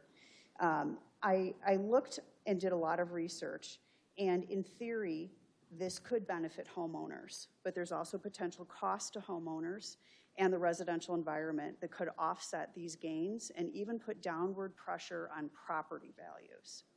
Since this is complicated, I created a set of criteria, including tax benefits, noise, lighting, energy use, and the future that has been used in other communities with data centers to show benefits and costs. I did use data from other states. For example, in Virginia, a significant amount of a county's tax base there comes from its data center, which reduced homeowners' property tax rate. While that is a pro in Virginia, this data center in Naperville is not set to reduce our property taxes. So that is a con here in Naperville. The noise generated based on quoted decibels is also a con for residential property values. Remember how close this data center will be to our homes, closer than it will be to the streets. Sound barriers or not, the backdrop to the data center noise is already demonstrated to be too high. Adding more noise is detrimental to our quality of life. The possibility of nuisance lighting at the data center trespassing into homes is also a con. This is also due to the proximity of the data center to our homes. Massive energy use. This is one of the issues that I think everybody is the most concerned about. It's got a lot of attention. Research suggests that residents often end up subsidizing data centers, with one study indicating that 70% of Mid-Atlantic Grid's increased electricity cost in 1 year was due to data center demand. That's a big con. Last, approving this first building, this phase 1, which is being requested today, is a slippery slope that I think we all know will lead to building more data centers here, including the teardown of existing structures on the site once their current leases expire. Adding it all up, who wants to live that close to a data center campus? No one, certainly no one near this proposed site, and that is the biggest con of them all for our property values. Thank you. Thank you. Next speaker. Bill Nessel, followed by Daniel Vojek.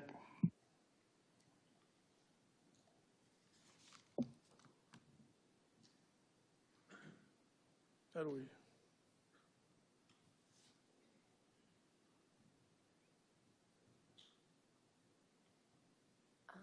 This one is not you, is it? Do you know where you put it? Oh, here? Yep. Okay. What do we do? Advance it? Perfect. How do I advance it?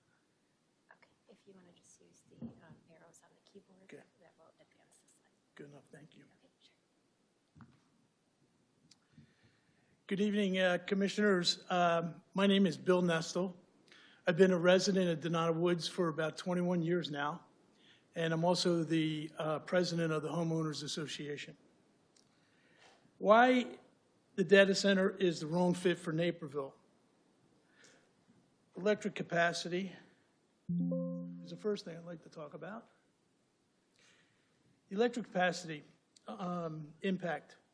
Naperville's 2024 peak was 347 megawatts.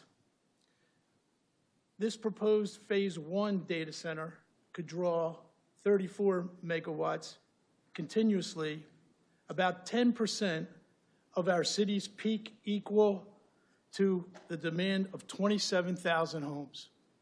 And I think those numbers were substantiated by the last speaker. Karis admits phase 2 depends on the availability of electric capacity, meaning our grid can't support it today. Just because phase one fits doesn't mean it's wise to give 10% of our city's electricity to one single industrial user. Even if Karis pays for upgrades, interconnection, residents remain at risk if supply is stretched. Karis claims $2.3 million in utility tax income. But if that same power served 27,000 homes, Naperville will get the same utility tax, $2.3 million, plus $240 million in property taxes versus the $1 million that was just presented. Naperville, in addition to that $240 million in property taxes, tens of millions in sales tax, and thousands of local jobs. Also, I wanted to note is that the land use management by the city is also advocating that this property is identified to be residential. Conditional use requires providing a project is appropriate for its location. A hyperscale industrial facility next to homes and forest preserve is not appropriate. Technically feasible compliance alone does not make it right. This is the wrong use in the wrong place, carrying long-term risks for Naperville families.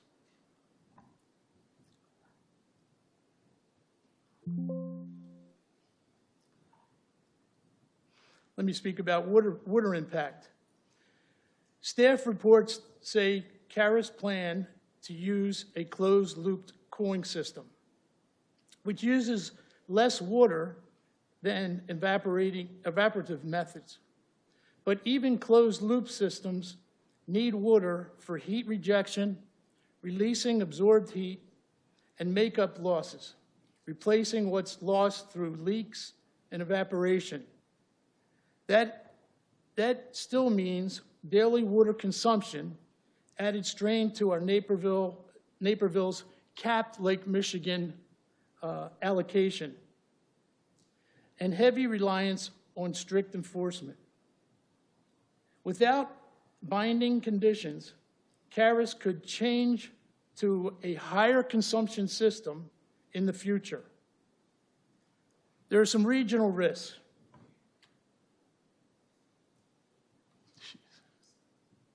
And there's a picture of the water consumption,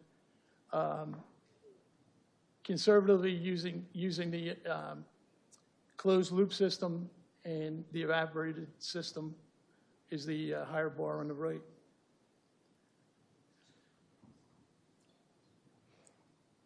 Only 1% of the Great Lakes are replenished annually.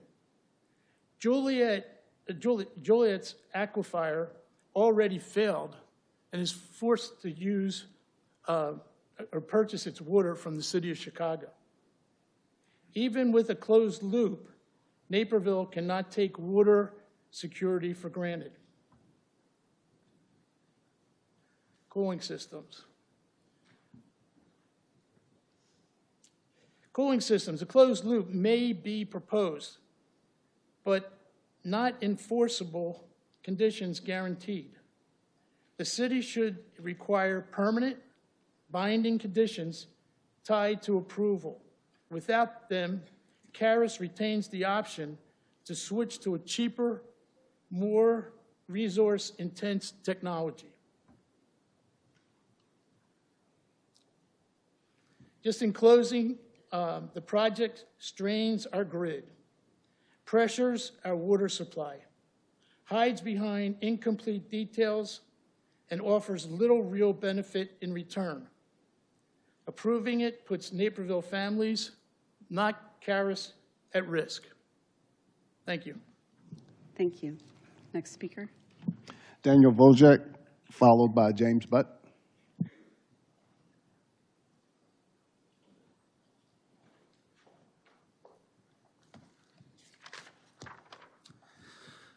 Good evening. Thank you for having me. My name is Daniel Wojcik, and I'm a resident of the city of Naperville. I also grew up in the area, having attended Neuqua Valley High School.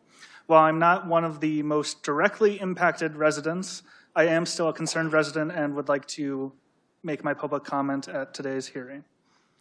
I strongly urge the Commission to carefully weigh whether the long-term impacts of these data centers will have on our city's infrastructure, environment, and quality of life, whether they are worth the potential economic benefits, especially the estimated 2 to 3 million annual recurring revenue. While I do appreciate that the developers have conducted and have provided a noise impact study, traffic impact assessment, utility impact assessment, and water usage and stormwater protection plans and mitigation measures, while that is great that they have undertaken those assessments and considered those impacts, I do urge the Planning and Zoning Commissioners to really consider what the cumulative impact of all of those combined will have on the city and its residents. So even if any one in isolation may not be overly concerning, what is really the overall cumulative impact for the city and its residents? And furthermore, I would simply like to ask, who really benefits the most from these data centers? Is the potential 2 to 3 million annual recurring revenue for the city, does that justify the potential impacts and the risk that the city will be taking on by potentially giving the conditional use for these data centers? Particularly, I'd be curious to know, of the total percentage of the revenue that these data centers are projected to produce, essentially, how much of that is or as a percentage, what is this 2 to 3 million annual recurring revenue compared to how much the actual developers of the project are making in total? Is that a fair percentage? Is the city and its residents receiving fair compensation for the risk we're taking on? Those are my main concerns this evening. Thank you for your time and consideration. Thank you.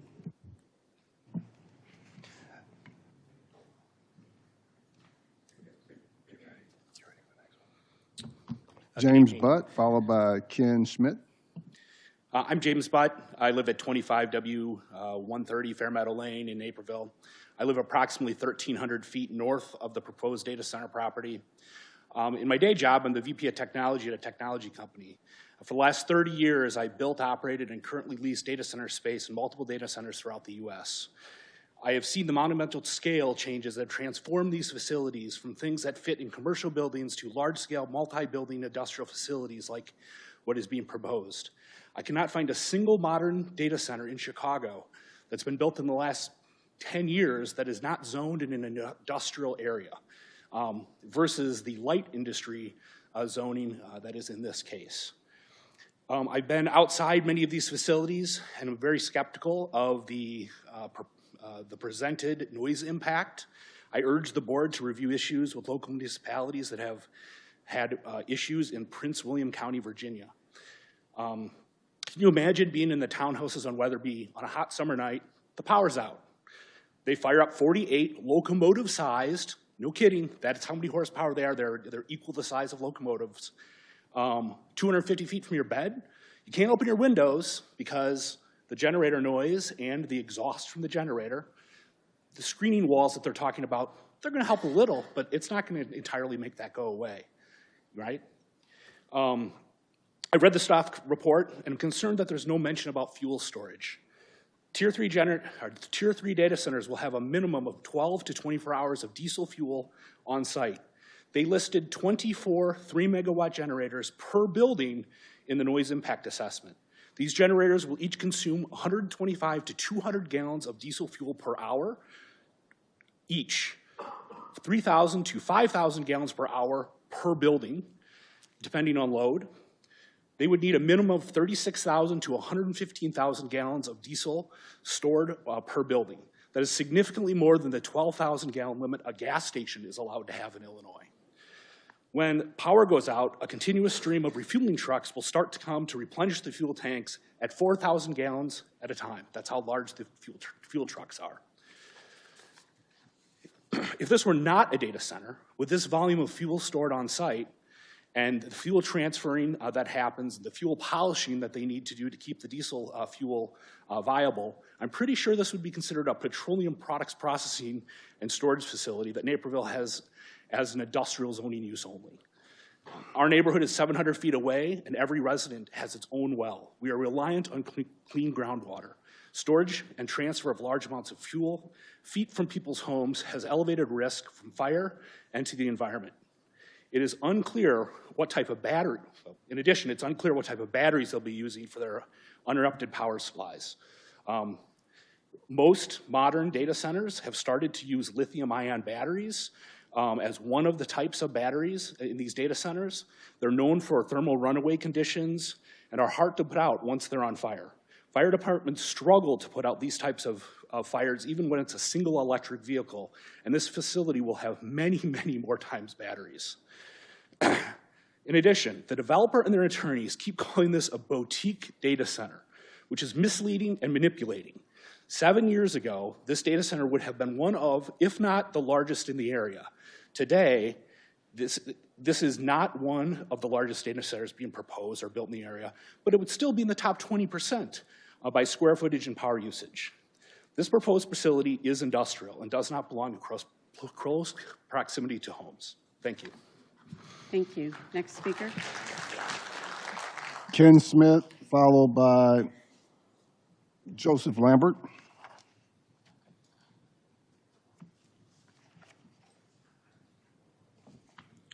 Good evening. My name is Ken Schmidt. My wife and I have lived in unincorporated Fairmeadow neighborhood just south of the DuPage County Forest Preserve.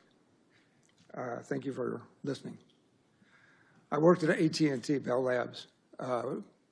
You're familiar with the situation. I worked there for 18 years. I was mostly in telecom.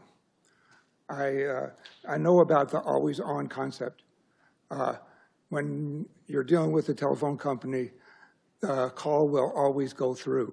If not, you have backup, and backup in less than a second is going to put that call through.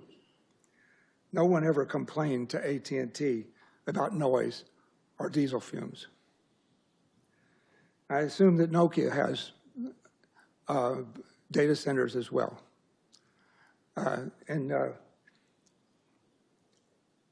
We haven't heard any noise from Nokia about data centers. It would be silly for someone to say, Nokia has data centers, you should allow us to put in a data center. These huge industrial strength data centers are within the 4 neighborhoods that have been there since I was here 40 years ago. Those neighborhoods are still here. We want to keep them. We know the overwhelming issues of Opus One right down the road in Aurora. Opus One has had to pay their people in Aurora for hotels because the noise is just so ungodly loud. Keep it in mind. They said that we had, they were going to have about 62 point some number of employees when they started. There's no research organization in the world that's going to do anything with 62 people. This is not research. This is not development. This is industrial. That's the only thing they're having here is this is an industrial operation. There's going to be an endless line of tanker trucks with diesel fumes entering and exiting these facilities. That's going to continue forever. The noise from these generators will continue. We don't want this. Thank you. Thank you. And please, no clapping comments during public forum. Thank you. Joseph Lambert, followed by Claire Lambert. Good evening. My name is Joseph Lambert. I'm a resident of the Donata Woods development. I am currently a telecommunications engineer and design. I'm also a former firefighter with Grand Traverse County, Michigan. I have a few concerns about this data center development on the property formerly occupied by Bell Labs, Alcatel, Lucent, Nokia, etc. Since my neighbor, Mr. Butt, already spoke to a couple of things, I would like to reinforce them with some quotes, starting with a quote from Dr. Steve Plekhart from January 21st, 2025. It says, research has shown that large-scale data centers have the potential to cause long-term soil and watershed contamination when fuel storage or runoff is not adequately managed.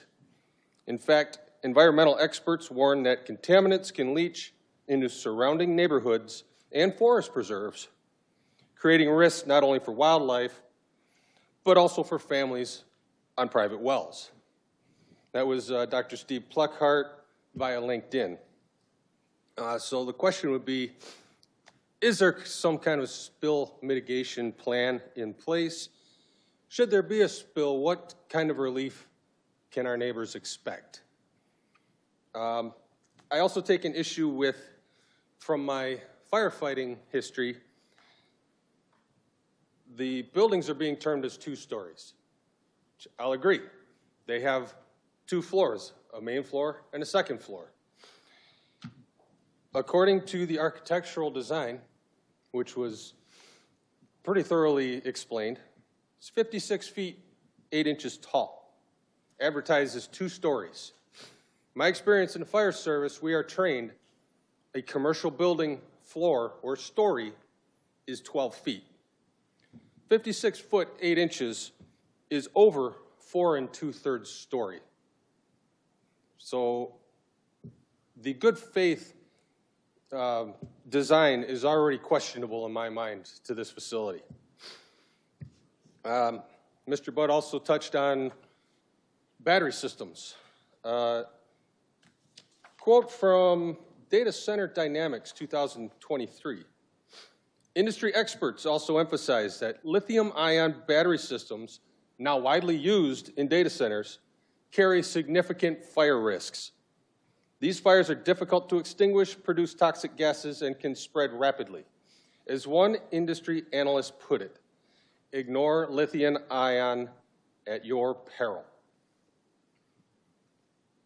Lastly, for me, regarding the power usage. Now, I've spent over 20 years in telecommunications. I'm familiar with franchise agreements, et cetera. But the current plans tend to use Naperville's system to power the proposed campus. Understood. My experience is facilities of this type prefer to have a redundant power access. So commercial power redundant inputs maintain this 24/7, 365. We got to have it. Uptime. Now it's known that east of Naperville Road is part of Lyle. That is serviced by Commonwealth Edison. What is to prevent the operators of this proposed campus from contracting an alternate feed direct from ComEd, then using this for the full-time load, which I can foresee using the explanation, well, Naperville can't provide us what we need to go elsewhere to continue our operations. This building is based on facility energy usage, so then that not insignificant number of the energy taxes would then not be brought in to Naperville. Just a couple of points that I wanted this board to consider. I thank you for your time. Thank you. Next speaker. Clara Lambert, followed by Walter Rain.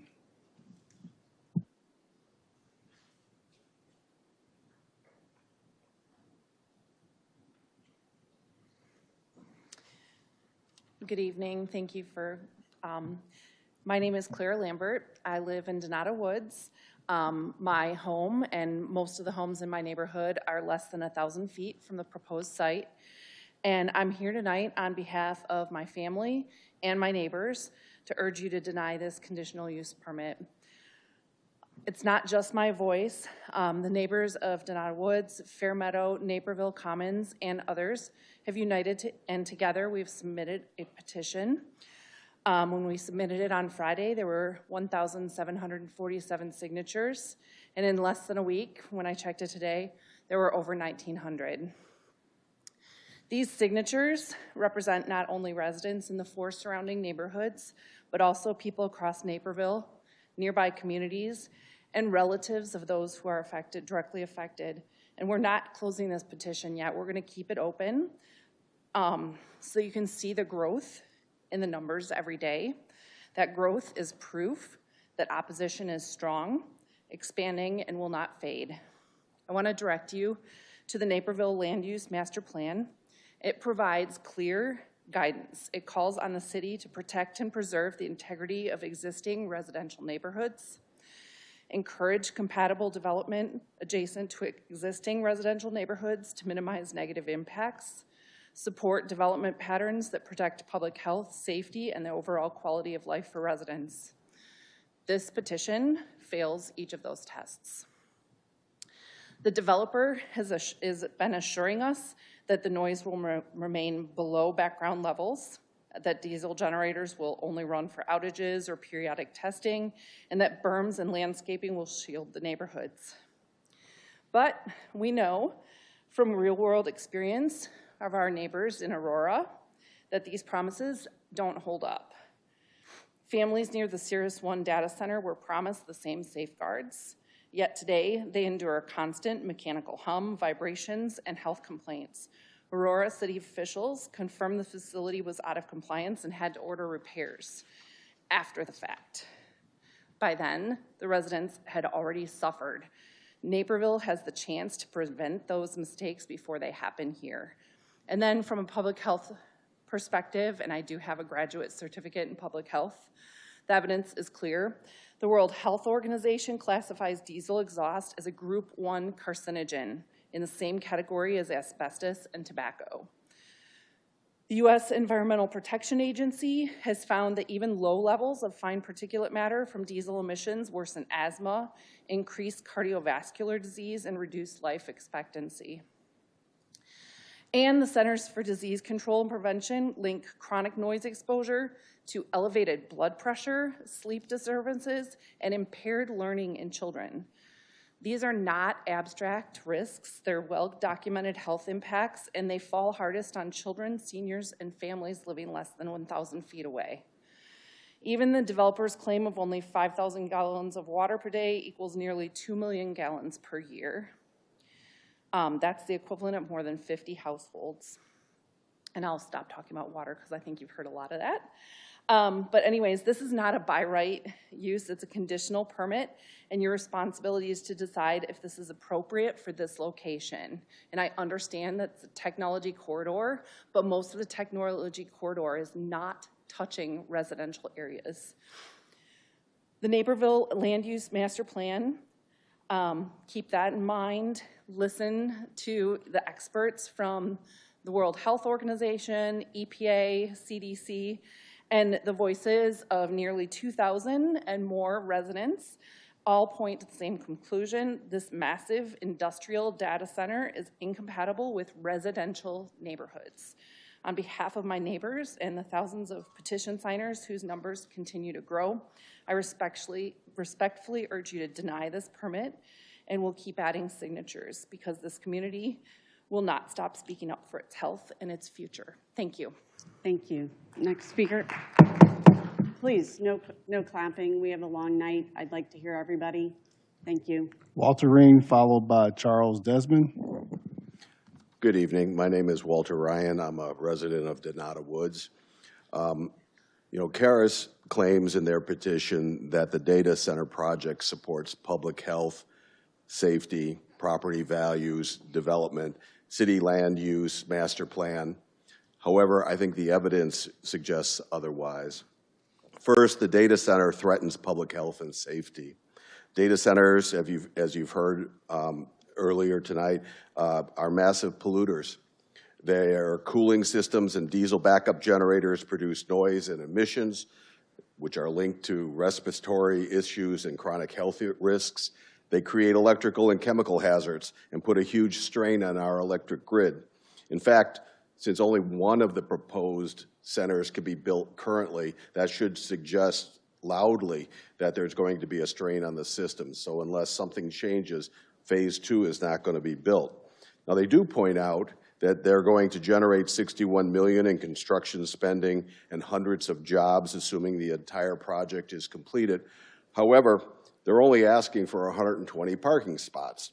So somehow the math doesn't add up to me. And in fact, I believe most of those construction dollars, and including that which the jobs, permanent jobs generate, probably will not remain in the city of Naperville. Second, Karis fails to address the harm to nearby properties. They really avoided this issue. The homeowners will incur loss of value. Studies showed properties next to industrial uses can see a meaningful drop in property values. And in fact, large data centers are increasingly considered a type of heavy industrial facility due to their massive scale, significant energy consumption, extensive power and cooling infrastructure, and substantial environmental impact. Families in the Donata Woods, Napier Commons, and the new Northwoods subdivision will live with constant noise and the resulting depressed property values. Third, Karis claims the site's isolation ensures it won't impede development. That ignores reality. The city has already approved Napier Commons in 2020 and Northwoods of Naperville in 2025, both residential developments next to this site. And the 2022 Land Use Master Plan clearly calls out for this district to transition to medium-density residential, not industrial. Finally, the data center does not align with the city's Land Use Master Plan. Relying on old ORI zoning ignores what has been evolving over the last 60 years. I would say, if we could fast forward 60 years from now and be sitting here and thinking about what we decide today, how would it fit with what people before us decided and what we're now experiencing, dealing with these massive areas that are now being redeveloped because those sites did not pan out. Naperville has already moved away from large corporate campuses. The large-scale data center campus directly conflicts with your own plan. And in conclusion, this project brings pollution, noise, health risks. It lowers property values. It strains our coal-based energy supply, and it contradicts Naperville's land use master plan. The supposed benefits, temporary construction jobs, and limited tax revenue do not outweigh the long-term costs. This is not a clean, modern investment. In fact, as I understand it, over 80% of our electricity comes from coal-fired plants, which is a different issue to deal with, but one that I think is relevant to the discussion today. It is an industrial burden Naperville does not need. I urge you to reject this proposal, and I thank you for your time. Thank you. Next speaker. Charles Desmond, followed by Cameron Sweeney.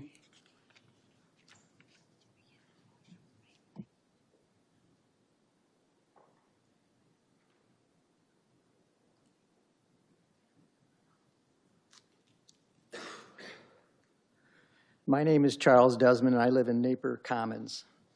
Thank you for the time tonight to speak about this very concerning issue. We understand data centers are essential hubs of the digital world.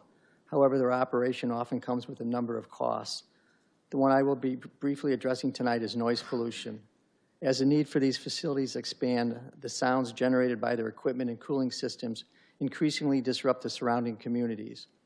From the use of multiple diesel generators to the constant hum of cooling systems, the noise of a data center can reach alarming decibel levels, raising concerns about the surrounding community's health. Generators, cooling systems, and energy drawn from the power grid produce data center noise pollution. Data center construction also contributes to the noise pollution, as it can take years to build due to the size of the facility and its specific design. To put noise levels into perspective, Safe sound levels are 70 decibels or lower, according to the American Speech Language Hearing Association. Exposure to sound 85 decibels and above is harmful to hearing. Diesel generators are the most common backup power option for data centers. Small data centers under 5,000 square feet typically use 2 to 5 generators, while hyperscale data centers can need dozens. The two proposed data centers we are discussing are over 2,000 square feet. Generators run when the data center loses power from the main energy source, which is likely the power grid, and when being tested every month. Excuse me. Small generators run at about 85 dB, while large generators run closer to 100 dB. While these metrics only account for one generator, data centers usually run multiple generators at a time, increasing the decibel level. HVAC systems are necessary to control a data center's temperature, humidity, and airflow. Most of the system is inside the facility, while some HVAC fans are outside. With the rise in AI and data storage demand, servers consume more energy by the day. Temperatures rise quicker when servers have large workloads, so HVAC systems continually should work at an increased rate for cooling servers and aisles. Jerry McGovern, an expert on the impact of digital technology on the environment and author of Data Centers Are Noisy as Hell, stated that HVAC fans in data centers generate noise levels ranging from 55 to 85 dB. This noise contributes to the loud humming and buzzing sounds that people commonly associate with data centers. Despite the push for data centers to switch to sustainable energy sources, the power grid remains the main energy source. The constant high power draw of electricity causes a low frequency humming sound similar to HVAC fans. Data center noise pollution impacts facility staff, surrounding communities, and wildlife. The people who live near data centers express health concerns due to noise pollution. These concerns include headaches, stress, and sleep disturbance. Lack of sleep as well as stress can result in anxiety, cognitive impairment, and cardiovascular risks. Noise pollution also affects wildlife. Noise pollution disrupts animal communication and forces them to seek new migration patterns. In conclusion, this isn't just about one neighborhood. It's about protecting the quality of life we value. Responsible development means considering the impact on our environment, our neighborhoods, and the shared spaces that make Naperville feel like home. Thank you for your time. Thank you. We're going to hear one more speaker, and then we're going to take a 5-minute break, and then we'll come back. Cameron Sweeney.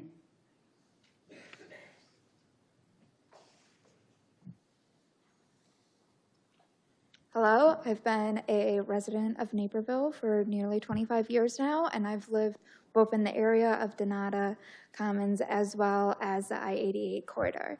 I would like to touch on 3 aspects that have been previously discussed here, such as the noise issue with it. One thing that hasn't been brought up is that decibels are not a linear scale. They are a logarithmic scale, meaning that the 55 decibels going to the 62 that they had proposed would be the 62 decibels that would be their operating decibels would be a doubling of the 55. So that would be a doubling of the standard ambient setting. As well, they had not discussed anything about their backup generators and the storage of their fuel. With that, there is plenty of well water in Naperville. As well, there is 2 forest preserves adjacent to the properties, Herrick Lake and the Donata Farms Forest Preserve. With that, I would like to see some sort of safeguard to make sure that there are no spills, as Naperville currently has 2 properties that are listed by the EPA, and although they are not considered on the national priorities list, they are still chemical hazards, and I wish not to see a 3rd one be added. As well, they had not listed any buyers yet for the property after it is completed. I currently live by the Route 59 corridor, and I'm very aware of what it's like to live by buildings that are unoccupied. Thankfully, now they are occupied. However, with cars, they have not had any buyers. We do not know when these buyers are going to come in, and with the landscape of technology changing every day, we do not know when these buildings will be filled. Thank you. That is all. Thank you. We'll take a 5-minute break and come back.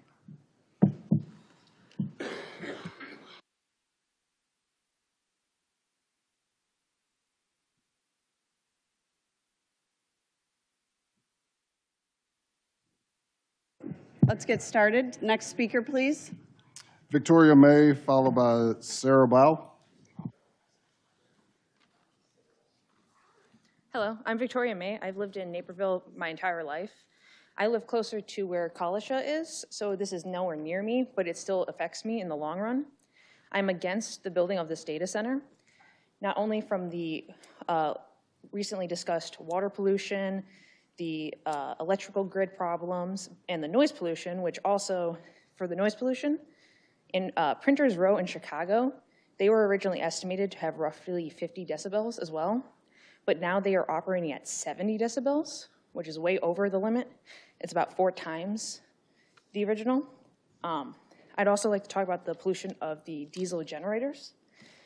They pose a lot of health risks, especially because they release particulate matter, nitrogen oxides, sulfur dioxide, carbon dioxide, which all causes respiratory problems and other health issues. Currently, they don't have a buyer, which was recently discussed, and it will most likely be filled by AI, since the AI bubble is growing and is about to pop. It is not a long-term solution to data centers because people are growing against AI as well as data centers worldwide. Another issue with this proposal is that it's running on older data sets. So for example, with the ordinance that was in 2003, that was before a lot of the research was out in recent years on the environmental damage of data centers, as well as just, frankly, this is a profit-driven proposal. These companies do not have to live with the long-term consequences that we will live with. They will just make a quick buck, sell it to the highest bidder, and then go. We have to deal with this. Thank you for your time. Thank you. Next speaker. Sarah Bog. I knew I was going to get that wrong. Followed by Peter Orlowitz. Everybody gets it wrong. It's all right. Okay. So, since we're at a zoning meeting, I just wanted to briefly and thank you all for all the information that you presented. That was very interesting, and for the platform to be able to hear us, community members. And I'm learning, so maybe this is not perfect. Please correct me if it's wrong. My understanding of what the Naperville Zoning Code allows, if we're talking conditional use, is that it cannot endanger the public health, safety, or welfare, that it does not harm the use or enjoyment of nearby property, that it does not impede the orderly development of adjacent land, and that is consistent with the adopted comprehensive master plan. That's my understanding. So the proposed data center raises concerns on each of these standards. First, public health, safety, and welfare, as many people have already stated. Diesel backup generators, high energy demand, it will strain local energy and infrastructure, noise, emissions, present fire and chemical hazards. That sounds like that would be against that. So number 2, use and enjoyment of nearby property. So for those who do not live near the property, as many of us do, are you aware of what is very close by the property? And maybe this is not a platform for answers, I see. So I will go ahead and say the sites that are located nearby are a meditation center, an inclusive sensory playground, where its stated mission is to promote a spirit of inclusion and enhance the quality of life for all people and all abilities, and the Forest Preserve, an equestrian center. So how will industrial scale noise, visual impacts, and potential environmental risks affect the neighboring structures, the meditation center, the inclusive playground next door, which serves many individuals in our community with autism and sensory processing needs? It is irrefutable that these impacts will reduce enjoyment of the area, affect property values, and deter prospective residents. Orderly development of adjacent land. Number 3, a large industrial footprint right next to residential and community spaces is incompatible with surrounding land uses. It limits opportunities for future residential, commercial, or community development. Number 4, consistency with comprehensive master plan. Naperville's master plan directs industrial uses to designated corridors prioritizes preservation of suburban character and emphasizes sustainable growth. A data center does not contribute to public facilities or community programs, and it directly conflicts with the city's stated sustainability goals, including reducing emissions 50% by 2030 and reaching net zero by 2050.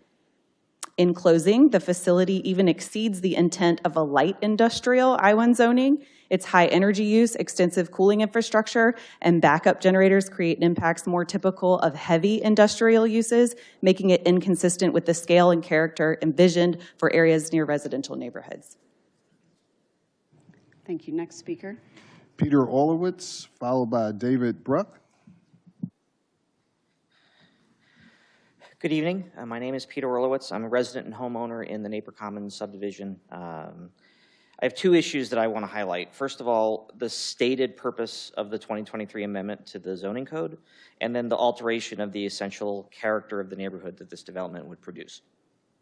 First, the 2023 ordinance that amended the zoning code expressly recognized data centers as a conditional use that, quote, are designed in a manner that are distinctly different from existing professional office and residential areas. And by the text of the ordinance, the City Council intended to eliminate or limit those types of uses that were outside the refined intent of the ORI zoning district. So even though data centers are a conditional use, given the recency of this ordinance change and the clear evidence of the City Council's intent, I would encourage this commission to apply a presumption that the requested variance and the requested conditional use should be denied unless there is clear evidence that the petitioner overcomes that burden, that the use is appropriate, not merely meeting minimum city standards and checking boxes, and that any substantial doubt or uncertainty as to whether that standard is met should be resolved against the petitioners. And that brings me to my second point regarding the character of the neighborhood, and particularly the fact that this is a secure facility requiring a perimeter fence and gate guards. Portions of the petitioner's requests acknowledge that the data center's need for a dedicated electrical substation are of a scale and operation unique to other uses in the zoning district. Other people have covered that much more thoroughly than I could. But more significantly, the need for an 8-foot metal picket security fence around the entire development would certainly be out of character compared to the other industrial uses in the corridor. I can't help but note that the facility mock-ups, the architectural drawings that the petitioner showed us tonight, omitted the fence when they showed us pictures of what they think the building would look like. As residents of Napier Commons, my family and I knew we were going to be sharing our community with Nokia, with these other office buildings, and that Nokia building is integrated with the community. This data center feels like it would be a fortress holding itself apart from the community, holding us at arm's distance, and changing that essential character. And for those reasons, I would ask the commission deny the petition. Thanks. Thank you. Next speaker. David Brook, followed by Justin Bowers. Hello, I am David Brook. I'm a resident and homeowner in Naperville and Rose Hill Garden.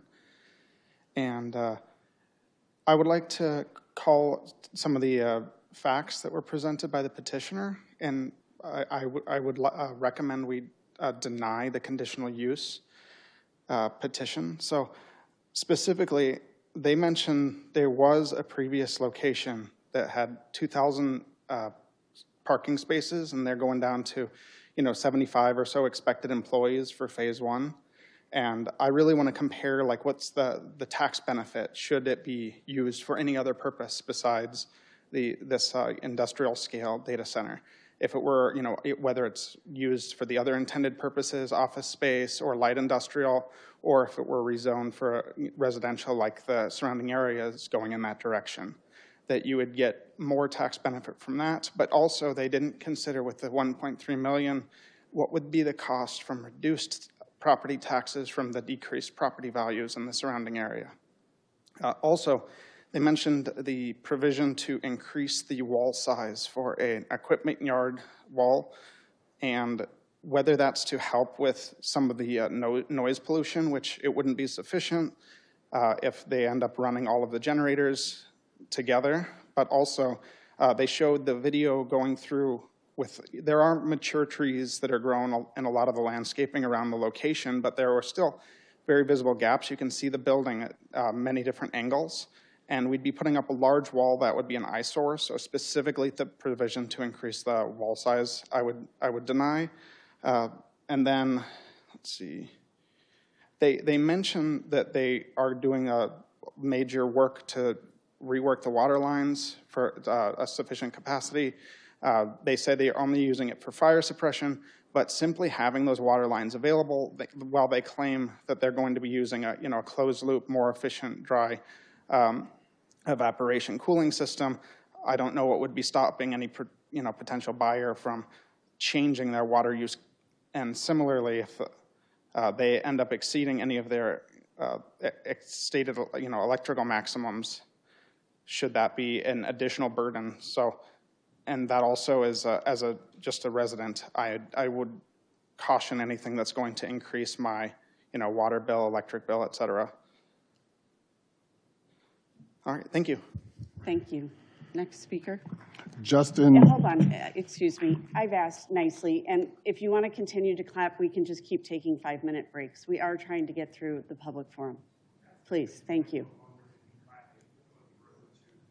It is part of the regulations of, we're going to take a break. Thank you. We'll adjourn in 5 minutes.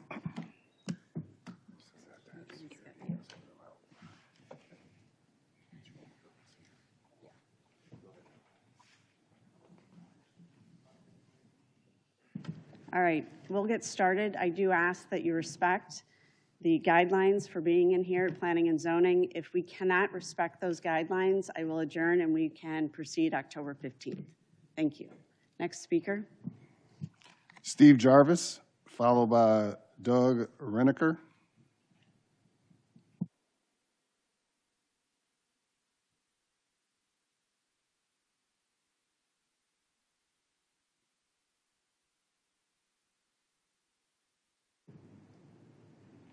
My name is Steve Jarvis. I grew up in Naperville and a 2002 graduate of Naperville Central. I'm the president of the Napier Commons HOA, and I'm here tonight not only as a representative of my community, but also as a very concerned resident who wants to protect the character and safety of our neighborhoods. My family and I moved back to Naperville in 2002 because we wanted to live in what we anticipated would be a quiet, family-oriented neighborhood near a park and the Donata Woods, the Donata Forest Preserve. That peaceful environment is exactly what draws people to the side of Naperville and exactly what this proposed data center would destroy. The proposed data center poses a direct threat to our community, including Napier Commons, Indian Hills, and the soon-to-be Northwood neighborhoods are made up of families who have heavily invested into their homes, with homes valued over $600,000. A massive industrial facility just a few hundred feet away will erode those property values and compromise our quality of life and endanger the long-term stability of Naperville's west side and north side. The project brings noise, diesel exhaust, heat, and heavy traffic into a quiet, family-oriented neighborhood. It adds safety risk for many young children who live in these communities and will draw significant power from the grid at a time where more residents are working from home. Instead of a stability, it will bring disruption to work and potentially loss of jobs. Data centers provide very few permanent jobs, very little day-to-day benefit, and yet impose lasting burdens on our residents. Naperville has a designated industrial corridor that are far better suited for this type of project. This location next to our homes, schools, which there is a school several feet away, the Forest Preserve, and our park is simply the wrong place. I urge you to put your residents first and stand with us to protect our neighborhoods, our property values, and the livability of Naperville. Thank you for your time, and please consider voting against this. Thank you. Thank you. Next speaker. Doug Reneker, followed by Ariana Kaufman. My name's Doug Reneker. I'm a resident of Naperville since 1981. I worked at Bell Labs, Lucent from 1979 to 2001, have some familiarity with the property.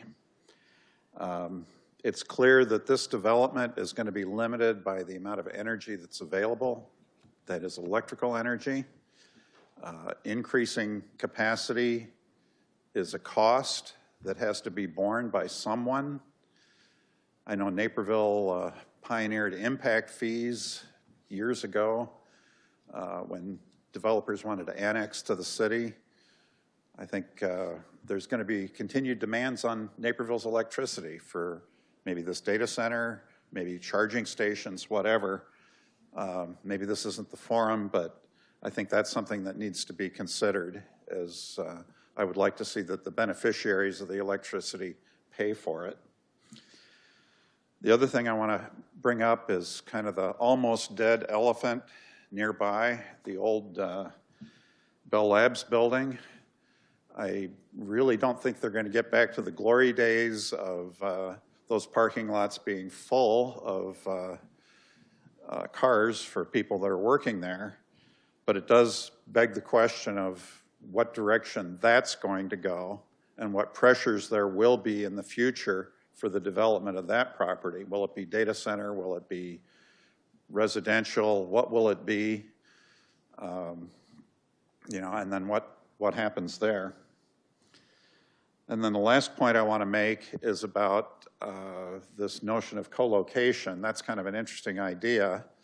In telecom, it meant actually space available in a central office where outside companies could put their equipment, and that implies that they have staff to operate it and maintain it, even if it's not 24/7.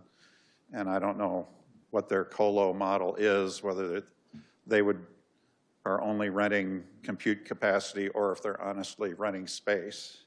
But I think maybe some clarity about that. That may have impacts on the amount of parking. Thank you very much. Thank you. Next speaker.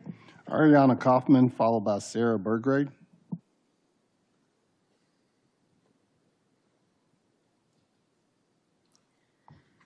My name is Ari. Even though I am not directly impacted by this, I don't live in the area, but I do have a family member who will be directly impacted by this data center. So I'm here on their behalf. Also, as somebody who recognizes the impact that data centers have, I also feel compelled to speak out against this proposal. Studies across the board show that data centers negatively impact the environment and community health, as I know that others have spoken about that today. Data centers often pull enormous amounts of water usage, increase energy demands, and degrade the surrounding environment. In a time where we should be taking steps towards sustainability, adding data centers to any community is taking 3 steps backwards without sustainable solutions. Being next to a forest preserve, I am also concerned that this proposed data center has not completed an environmental impact study. Additionally, the health of the community comes into question given the diesel generators. Even if they are for backup purposes, diesel particulates have been linked to respiratory issues and cancer. A research paper from the University of California, Riverside, and Caltech found that data centers could contribute 600,000 asthma-related symptom cases by 2030, with overall public health costs exceeding $20 billion. The rapid expansion of AI infrastructure poses a public health crisis in communities where data centers are located. A health risk assessment should also be demanded from this proposal. The lack of transparency on how this affects the health of the community and the environment should ring several alarm bells. It's clear within the public comments that the people here overwhelmingly oppose adding a data center to this location, citing environmental, health, noise, energy, and water usage concerns. It is my hope that this commission will side with the will of the people and deny this permit of this data center. Thank you. Thank you. Next speaker. I'm sorry, sir. I asked prior, and I asked you to not interrupt the meeting, and I said that I would continue the meeting for October 15th. This has been multiple, sir. No, no. Can he be removed?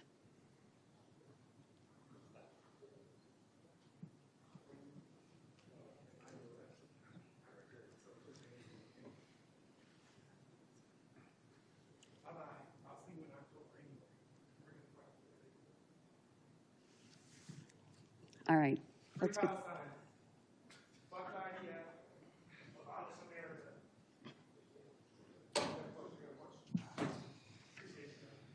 I apologize for that. Next speaker. Sarah Burgrave, followed by Callie Macbeth. Hello, my name is Sarah. I am a teacher in Aurora. I feel like many of us would have an issue with this project for many reasons, so let me touch on a few that are personal to each and every one of us. We only get one Earth, and it's really important that we protect it. And no matter how small these steps backwards are, if we as a community take enough of them, we're going to have nothing left to protect.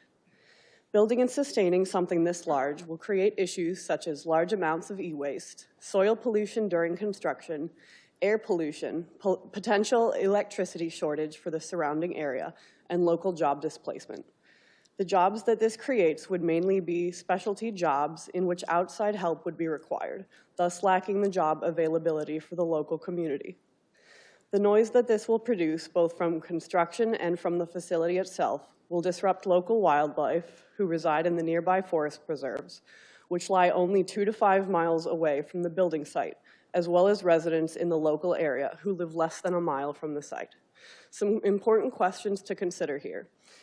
As my friend has said, there is no environmental impact study, which is important for any building location, and there's no health assessment that has been completed on this project. Everything except these two crucial pieces has been touched upon. We have even talked about traffic and parking lot fixtures, but not health and environment. The next question is, how will you safely dispose of this e-waste without impacting the environment around it?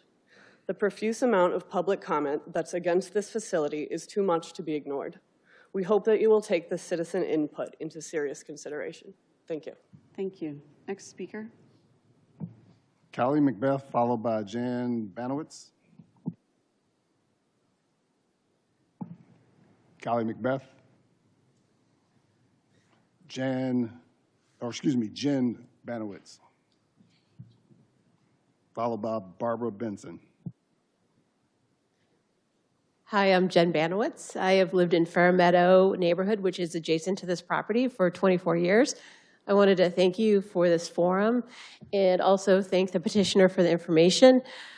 There was a lot of details, again, down to the last parking fixture, but there was no details on how many backup generators you were talking about or how much power. And that's really, to me, the important of the impact here. You're leaving us to guess based on other facilities. But I want to really congratulate all the speakers tonight. I think you all brought up amazing points, and I could jump on every one of them. But I want to talk really briefly about context, especially since this Planning and Zoning Commission is about context. It's true that this property was an original Bell Labs, part of the corridor that we've been talking about. But I want everyone to, when you get a chance, pull up Google Maps and really, really look at this parcel and go bigger, because everything the petitioner showed was a very, very cropped photo, and it just showed a tiny industrial complex. But if you look at this surrounding area, it's all green, and it's evolved so much over the years, and a lot of that is with your guidance. My neighborhood has been there 50 years. But since I've lived there 24 years, there are now 3, 4, 5 new neighborhoods that has been approved by the city of Naperville and its neighbors. There's a sensory playground, things like that. This area has evolved to be an oasis, and it's a mix of residential and recreation spaces, and it's coexisted nicely with business. And everything I've heard about the data center, considering that the rest of Chicago considers it industrial, does not fit into this light industrial classification of this area. And I think we've really struck a beautiful balance in this kind of area. Again, look at Google Maps. You'll see all the greenery, you'll see all the neighborhoods, you'll see all the businesses, and a data center is the odd thing out.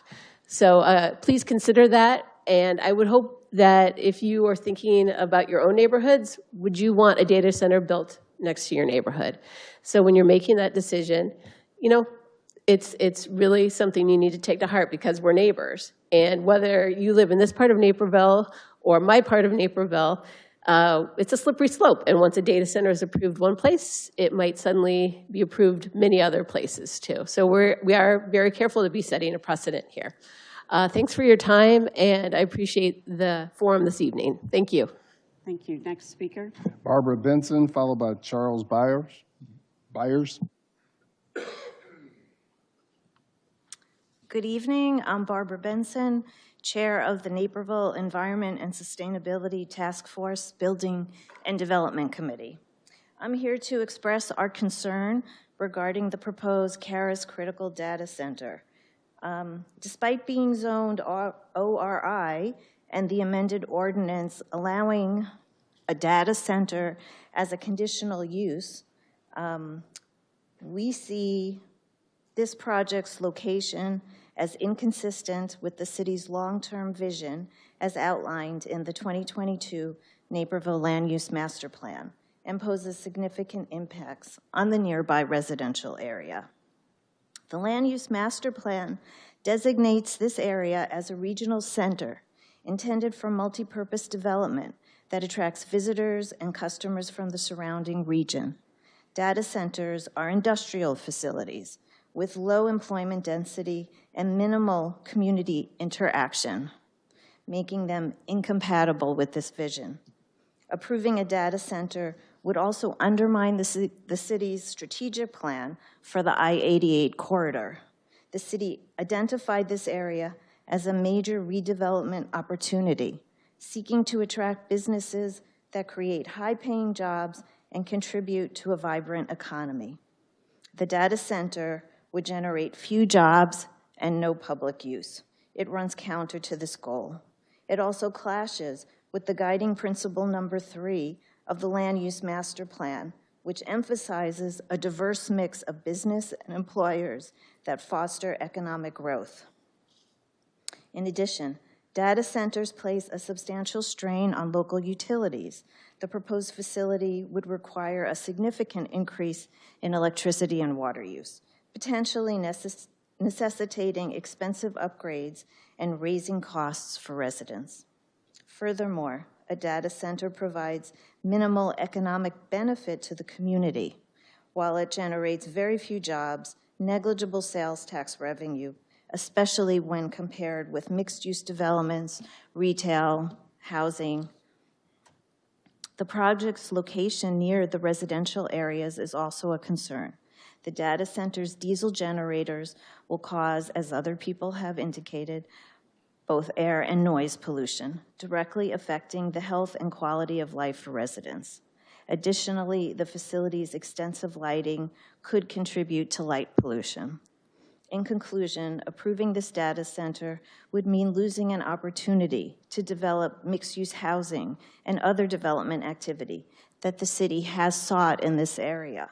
We urge you to consider these significant drawbacks and reject this proposal in favor of a project that would better align with the long-term economic, social, and environmental goals of our community. Thank you for listening. Thank you. Next speaker. Charles Byer, followed by Maureen Stillman. Hello, folks. My name is Charles Byers. I live at 2 South 710 Wendland Court in Wheaton, which is unincorporated DuPage County, about 8,000 feet from the proposed data center. I know I'm not a Naperville resident, but I have a few things to say nonetheless. I'm probably the only person here that is reservedly in favor of this data center, and let me tell you why. First of all, the sorts of work that gets done in these data centers is essential to our modern society. And I believe the type of data center that those folks are proposing represents a very reasonable use of best practices in the construction of such a facility. Second, the sorts of things that modern data centers do, especially artificial intelligence, digital twins, simulation of things like climate models and health, can actually go to improving some of the health, well-being, and energy concerns associated with what we've been hearing for the last hour and a half. So it's not all bad. That's my first point. But I said I had some concerns and reservations. And let me just tell you some of the things that I think the council might want to ask these folks about and make sure that you're being told the right answers and that they are giving you assurances that those answers are not going to change in the future. And I'll just go through a quick list, and I'll be done. First of all, they claim they're not using water. I believe it. The dry cooling technologies that they're using doesn't use water, but they have to maintain those dry cooling technologies across all phases. And there should be some kind of contract that says, you know, we expect a certain amount of water to come into this facility. If it gets exceeded, then you might want to go and do an investigation about whether they're actually doing some cheating with slightly evaporative cooling, which is possible and often done. Second, we want to ask whether they're doing a technology called demand response, which means that if Naperville finds themselves sweating on an August afternoon, not enough electricity in the grid, they can call the data center and say, excuse me, could you start those generators and run them from like 10 in the morning until 7 at night tonight? All right, that's not a 2-hour test, that is an afternoon. So we have to have assurances if indeed the public doesn't want those generators running extended times, that demand response is not going to be an important part of this from either the data center's perspective or the city of Naperville's power grid perspective, okay? That is especially important as we start to get into the second phase where they're obviously overloading the first and only substation on the facility. There's also a technology called behind-the-meter generation, where they say we're going to cut off the grid and we're going to put a combined cycle gas turbine here instead. You might want to prohibit that unless you want to plumb in a bunch of natural gas instead of a bunch of electricity. That's exactly what the combined cycle gas turbines would do. Choose whether you want to do that or not, but I suspect these people will have very much concerns about the emissions of combined cycle gas turbines and their noise footprint. So don't power phase 2 with a gas turbine. 10 years from now, they might want to power phase 2 with a small modular nuclear reactor. Let's not talk even about that now because I think the hairs in the back of these people's heads are sticking way up when I mention that. A technology that's viable and very useful, but probably not in downtown Naperville. Okay, a couple of other things. Correctly, concerns about fuel limits, total storage on site, and the alarming and sequestration and confinement of any leaks from those fuel tanks. So have your city inspectors very carefully look at the mechanisms to report leakages, the way that those leaks are isolated from the groundwater, because that will be a difficult to recover from mistake if those tanks leak from the bottom and that hits the aquifer. I would suggest that you take a look at the possibility of bypassing the grid in Naperville to go to Commonwealth Edison. That is a significant problem for you if you're expecting $3 million of tax revenue from the taxes on those electrical things. Finally, I think it might be reasonable to take an environmental impact statement, especially the carbon footprint due to Naperville's very unfortunate decision to use coal-fired power plants to generate their electricity. So I would suggest that we're talking about the environmental impact of running a few diesel generators for an hour or two a month. The real environmental impact is what's blowing out of the stacks down south where your electricity is generated. And that's a thing that I suspect hasn't been talked about, should be talked about, and should be an important part of Naperville's future to fix that ongoing problem. Thanks for listening. Thank you. Next speaker. Maureen Stillman, followed by Ash Dregan. Good evening. I'm Maureen Stillman. I'm reading this statement on behalf of Kathy Karkin, who has a sick child at home. We're both Naperville residents. My name is Kathy Karkin. I'm a resident of Naperville and an environmental chemist. I have worked as a contractor for the Environmental Protection Agency on the Superfund Technical Assessment and Response Team. I have analyzed large data sets of soil, air, and water pollutants to assess the human health risks. My focus is on mitigating the impacts of pollution on health and climate change. Viewed through the lenses of public health and climate change, it is clear that the proposed data center is a bad deal for Naperville. Locally, the air quality will decrease. The proposed data center includes 48 backup diesel generators, each rated at 3 megawatts. To put this in perspective, One of these generators pollutes as much as 2,000 idling diesel trucks. Multiply that by 48, and you begin to see the potential for spikes in local air pollution. Diesel fumes cause both acute and chronic respiratory and cardiovascular illness and disease. High exposure to diesel exhaust has been linked to lung cancer, according to the American Cancer Society.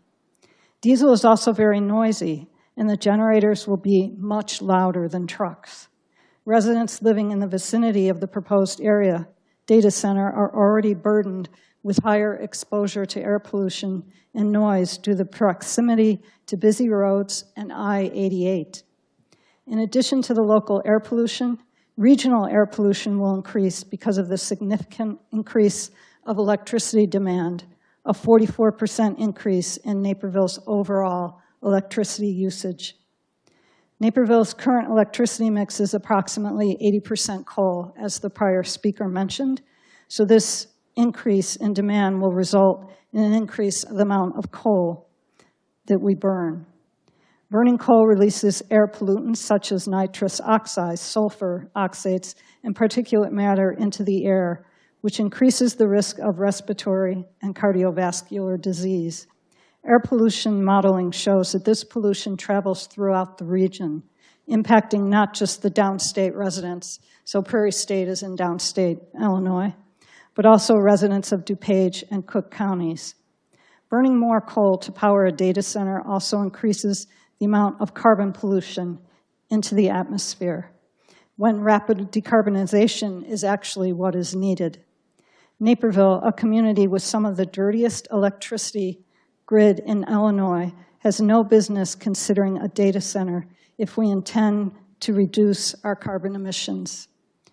Is the proposed data center located so close to homes the right choice for a healthy and quiet Naperville? The answer is clear. This is not. Thank you for your time. Thank you. Next speaker. Ash Dreeken, followed by Arlene Greenberg. Hi, I'm Ash Drahan. I live in Aurora. I have two quick statements that haven't already been covered multiple times. One is that one of the important things about data centers is the sound is so invasive, not because necessarily the decibel level is higher than what is considered damaging, but because of the frequency is very similar to the frequencies that we use to talk to each other. So it is almost impossible for a person to tune it out. So it is disproportionately harmful. That's the first thing. And then the second thing is when a developer comes in and says estimated or something like that, that's usually the minimum that they can get away with without being called a liar. So I don't think that I would believe their estimates without more concrete data. Thank you. Thank you. Next speaker. Arlene Greenberg. And Mr. Greenberg, did you want to speak as well? Okay, I'll let you speak after her. You'll be the final speaker. Thank you. I need my muscle.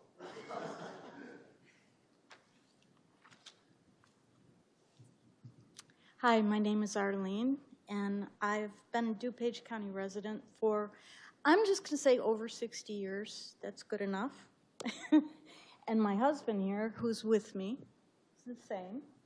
And in fact, he's one of the last grandsons of the last blacksmith in Naperville, just to kind of put things in perspective a little bit.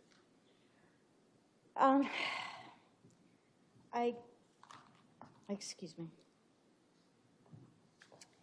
I don't think any of us want to take our kids, our grandkids to St. Jude's or Ronald McDonald House, or your parents, or anybody else to the hospital because they had a heart attack or lung cancer. And there's so much money and so much pressure involved in this situation. I mean, just for the beautiful architectural thing we saw up on the screen, that had to be $2 million just to do that little thing. So I'm really concerned just how much pressure there is on everybody, on the board to make sure that this goes through. I've talked to people from the Forest Preserve. I've talked to people in a number of departments, and everybody's kind of quiet. You can get a little bit out of them, but for the most part, from what I understand, one department doesn't want to kind of rustle someone else. And there's all these little deals that everybody has to make because this is such an important project financially. But what I really want to talk to you about is what is the real cost to the people? Now, Naperville right now, you haven't made the top 10, but you've made number 13. Number 13 in particulate pollution. And that's a bad place to be. That's a bad place to start. And this is from the American Lung Association. So what is particulate pollution? What makes it so insidious? When you can inhale it in, but you can't exhale it. So it also passes the blood cell barrier, which means it can go to the heart. It can go to the brain. So give me a minute. I got to search through my notes a little bit here. Your Naperville's number 15 in ozone. And number 53 for the worst, and this is out of 250, I don't think I said out of 258 metropolitan communities that they studied in the US. And it's about to get worse because you're considering a data center. And we know that data centers cause pollution. So how do we know? Well, an order signed by Joe Biden before he left office, Order 14141, titled Advancing U.S. Leadership in AI Infrastructure, acknowledged that data centers are harmful to health. It recognized the declining air quality and rising cancer rates around data centers. He tried to implement safeguards, but they were revoked by President Trump.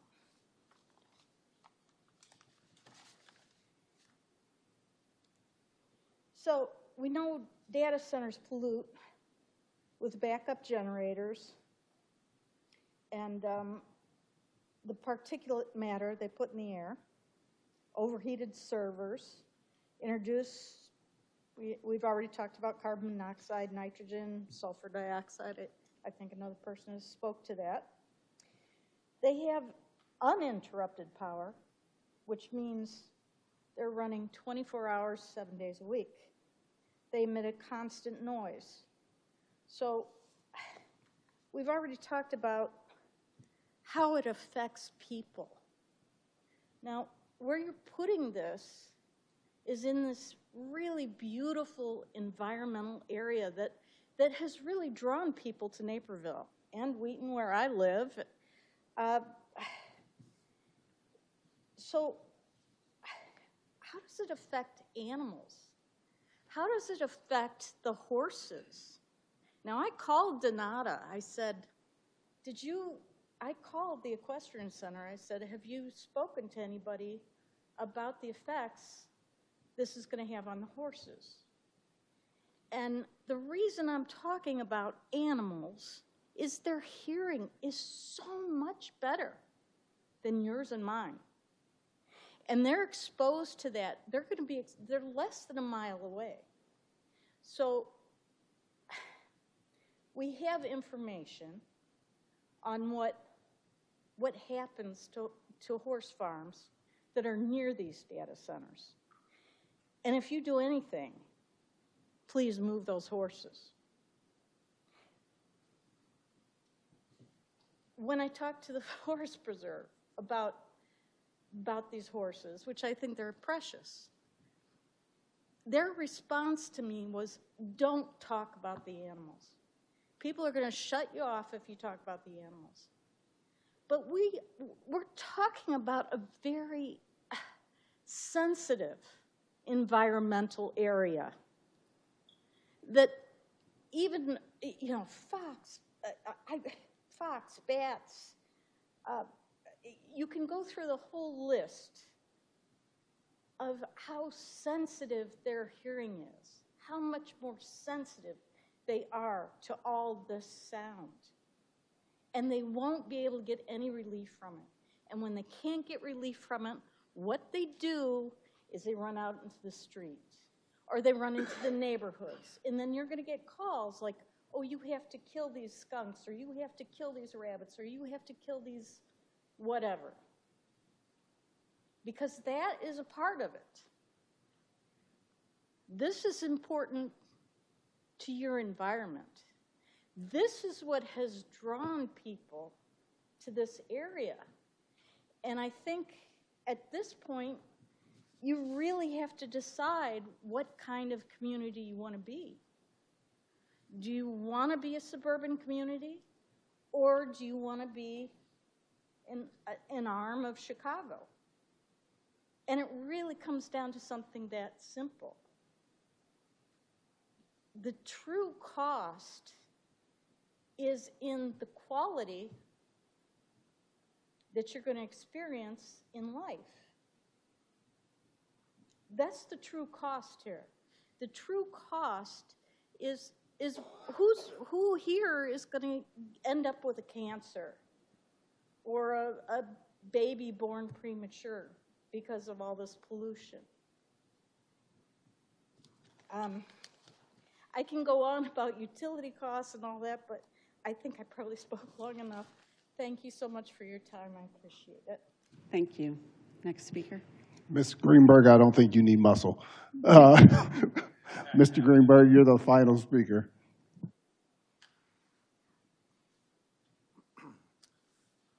Hi there. As it's been already understood, I'm Bob Greenberg, and I live in Wheaton. My family grew up here in Naperville. There's a lot of them been around since the 1880s.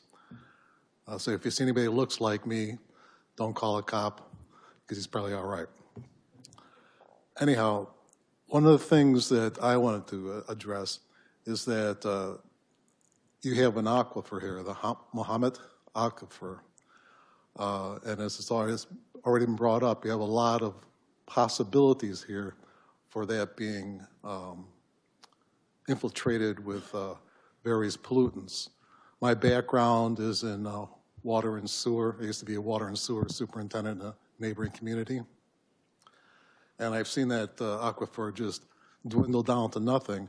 And the actual, already there's a lot of pollutants in it and it's getting unsafe to drink from. So you have a lot of people in the surrounding area that have wells that aren't too far from there. And I would take them into strong consideration. Not too long ago, there was a horrible string of events at BP Amoco that really never got totally figured out, but you probably have heard about it. A lot of people died as a result that were working there from various cancers. So these are the kind of things you need to think about, and I don't think I can say any better than she did. The quality of everybody's life here is what really matters. So thanks a lot, and good luck. Thank you. And we're basically here because when we heard how close people live to this, we were concerned. So thank you, folks. Thank you. Are we, all right. Are there any other members of the public that would like to speak that did not sign up? All right. I will look to the commissioners. If you have specific questions that you would like to have addressed at the next meeting, October 15th, now would be the time to come forward with those questions. All right. I will say I truly appreciate everybody's time. I thought the petitioner's case was phenomenal. I thought the community was great tonight. I appreciate everyone for hanging with us, and I apologize for all the disruptions. The one question I do have for Karis that I would like to have a better understanding is, what is the intent? What is your long-term commitment? When I ask that, do you plan to develop this land and sell it? Do you plan to divide it up and long-term lease it out? And the reason I ask that question, and I think that it's important, is as we talk about all of these environmental impacts, if we are to chip away at each one of these and come to some sort of community impact agreement, if you were to sell the land or to lease it, I would ask staff, I would want to make sure any sort of agreement on those environmental impacts would be legally enforceable to whoever owns that land. So that's my question. Oh, and Commissioner Wright. Sorry, I do have one question for staff. Is it possible to get a copy of the presentation? We can certainly request that if the petitioner is willing to share it. Otherwise, it has been recorded as part of tonight. Okay, so and is available on the city's website. Oh, it is available. Okay, great. Thank you. Yep. Great. I would like to entertain a motion to continue DEV-0057-2025 to the October 15th, 2025 PZC meeting. So moved. So moved. Second. All right. Commissioner Wright, I would like to make a motion to continue the public hearing for DEV-0057-2025 to the October 15th, 2025 Planning and Zoning Commission meeting. Second. All in favor, say aye. Aye. All right, motion carries.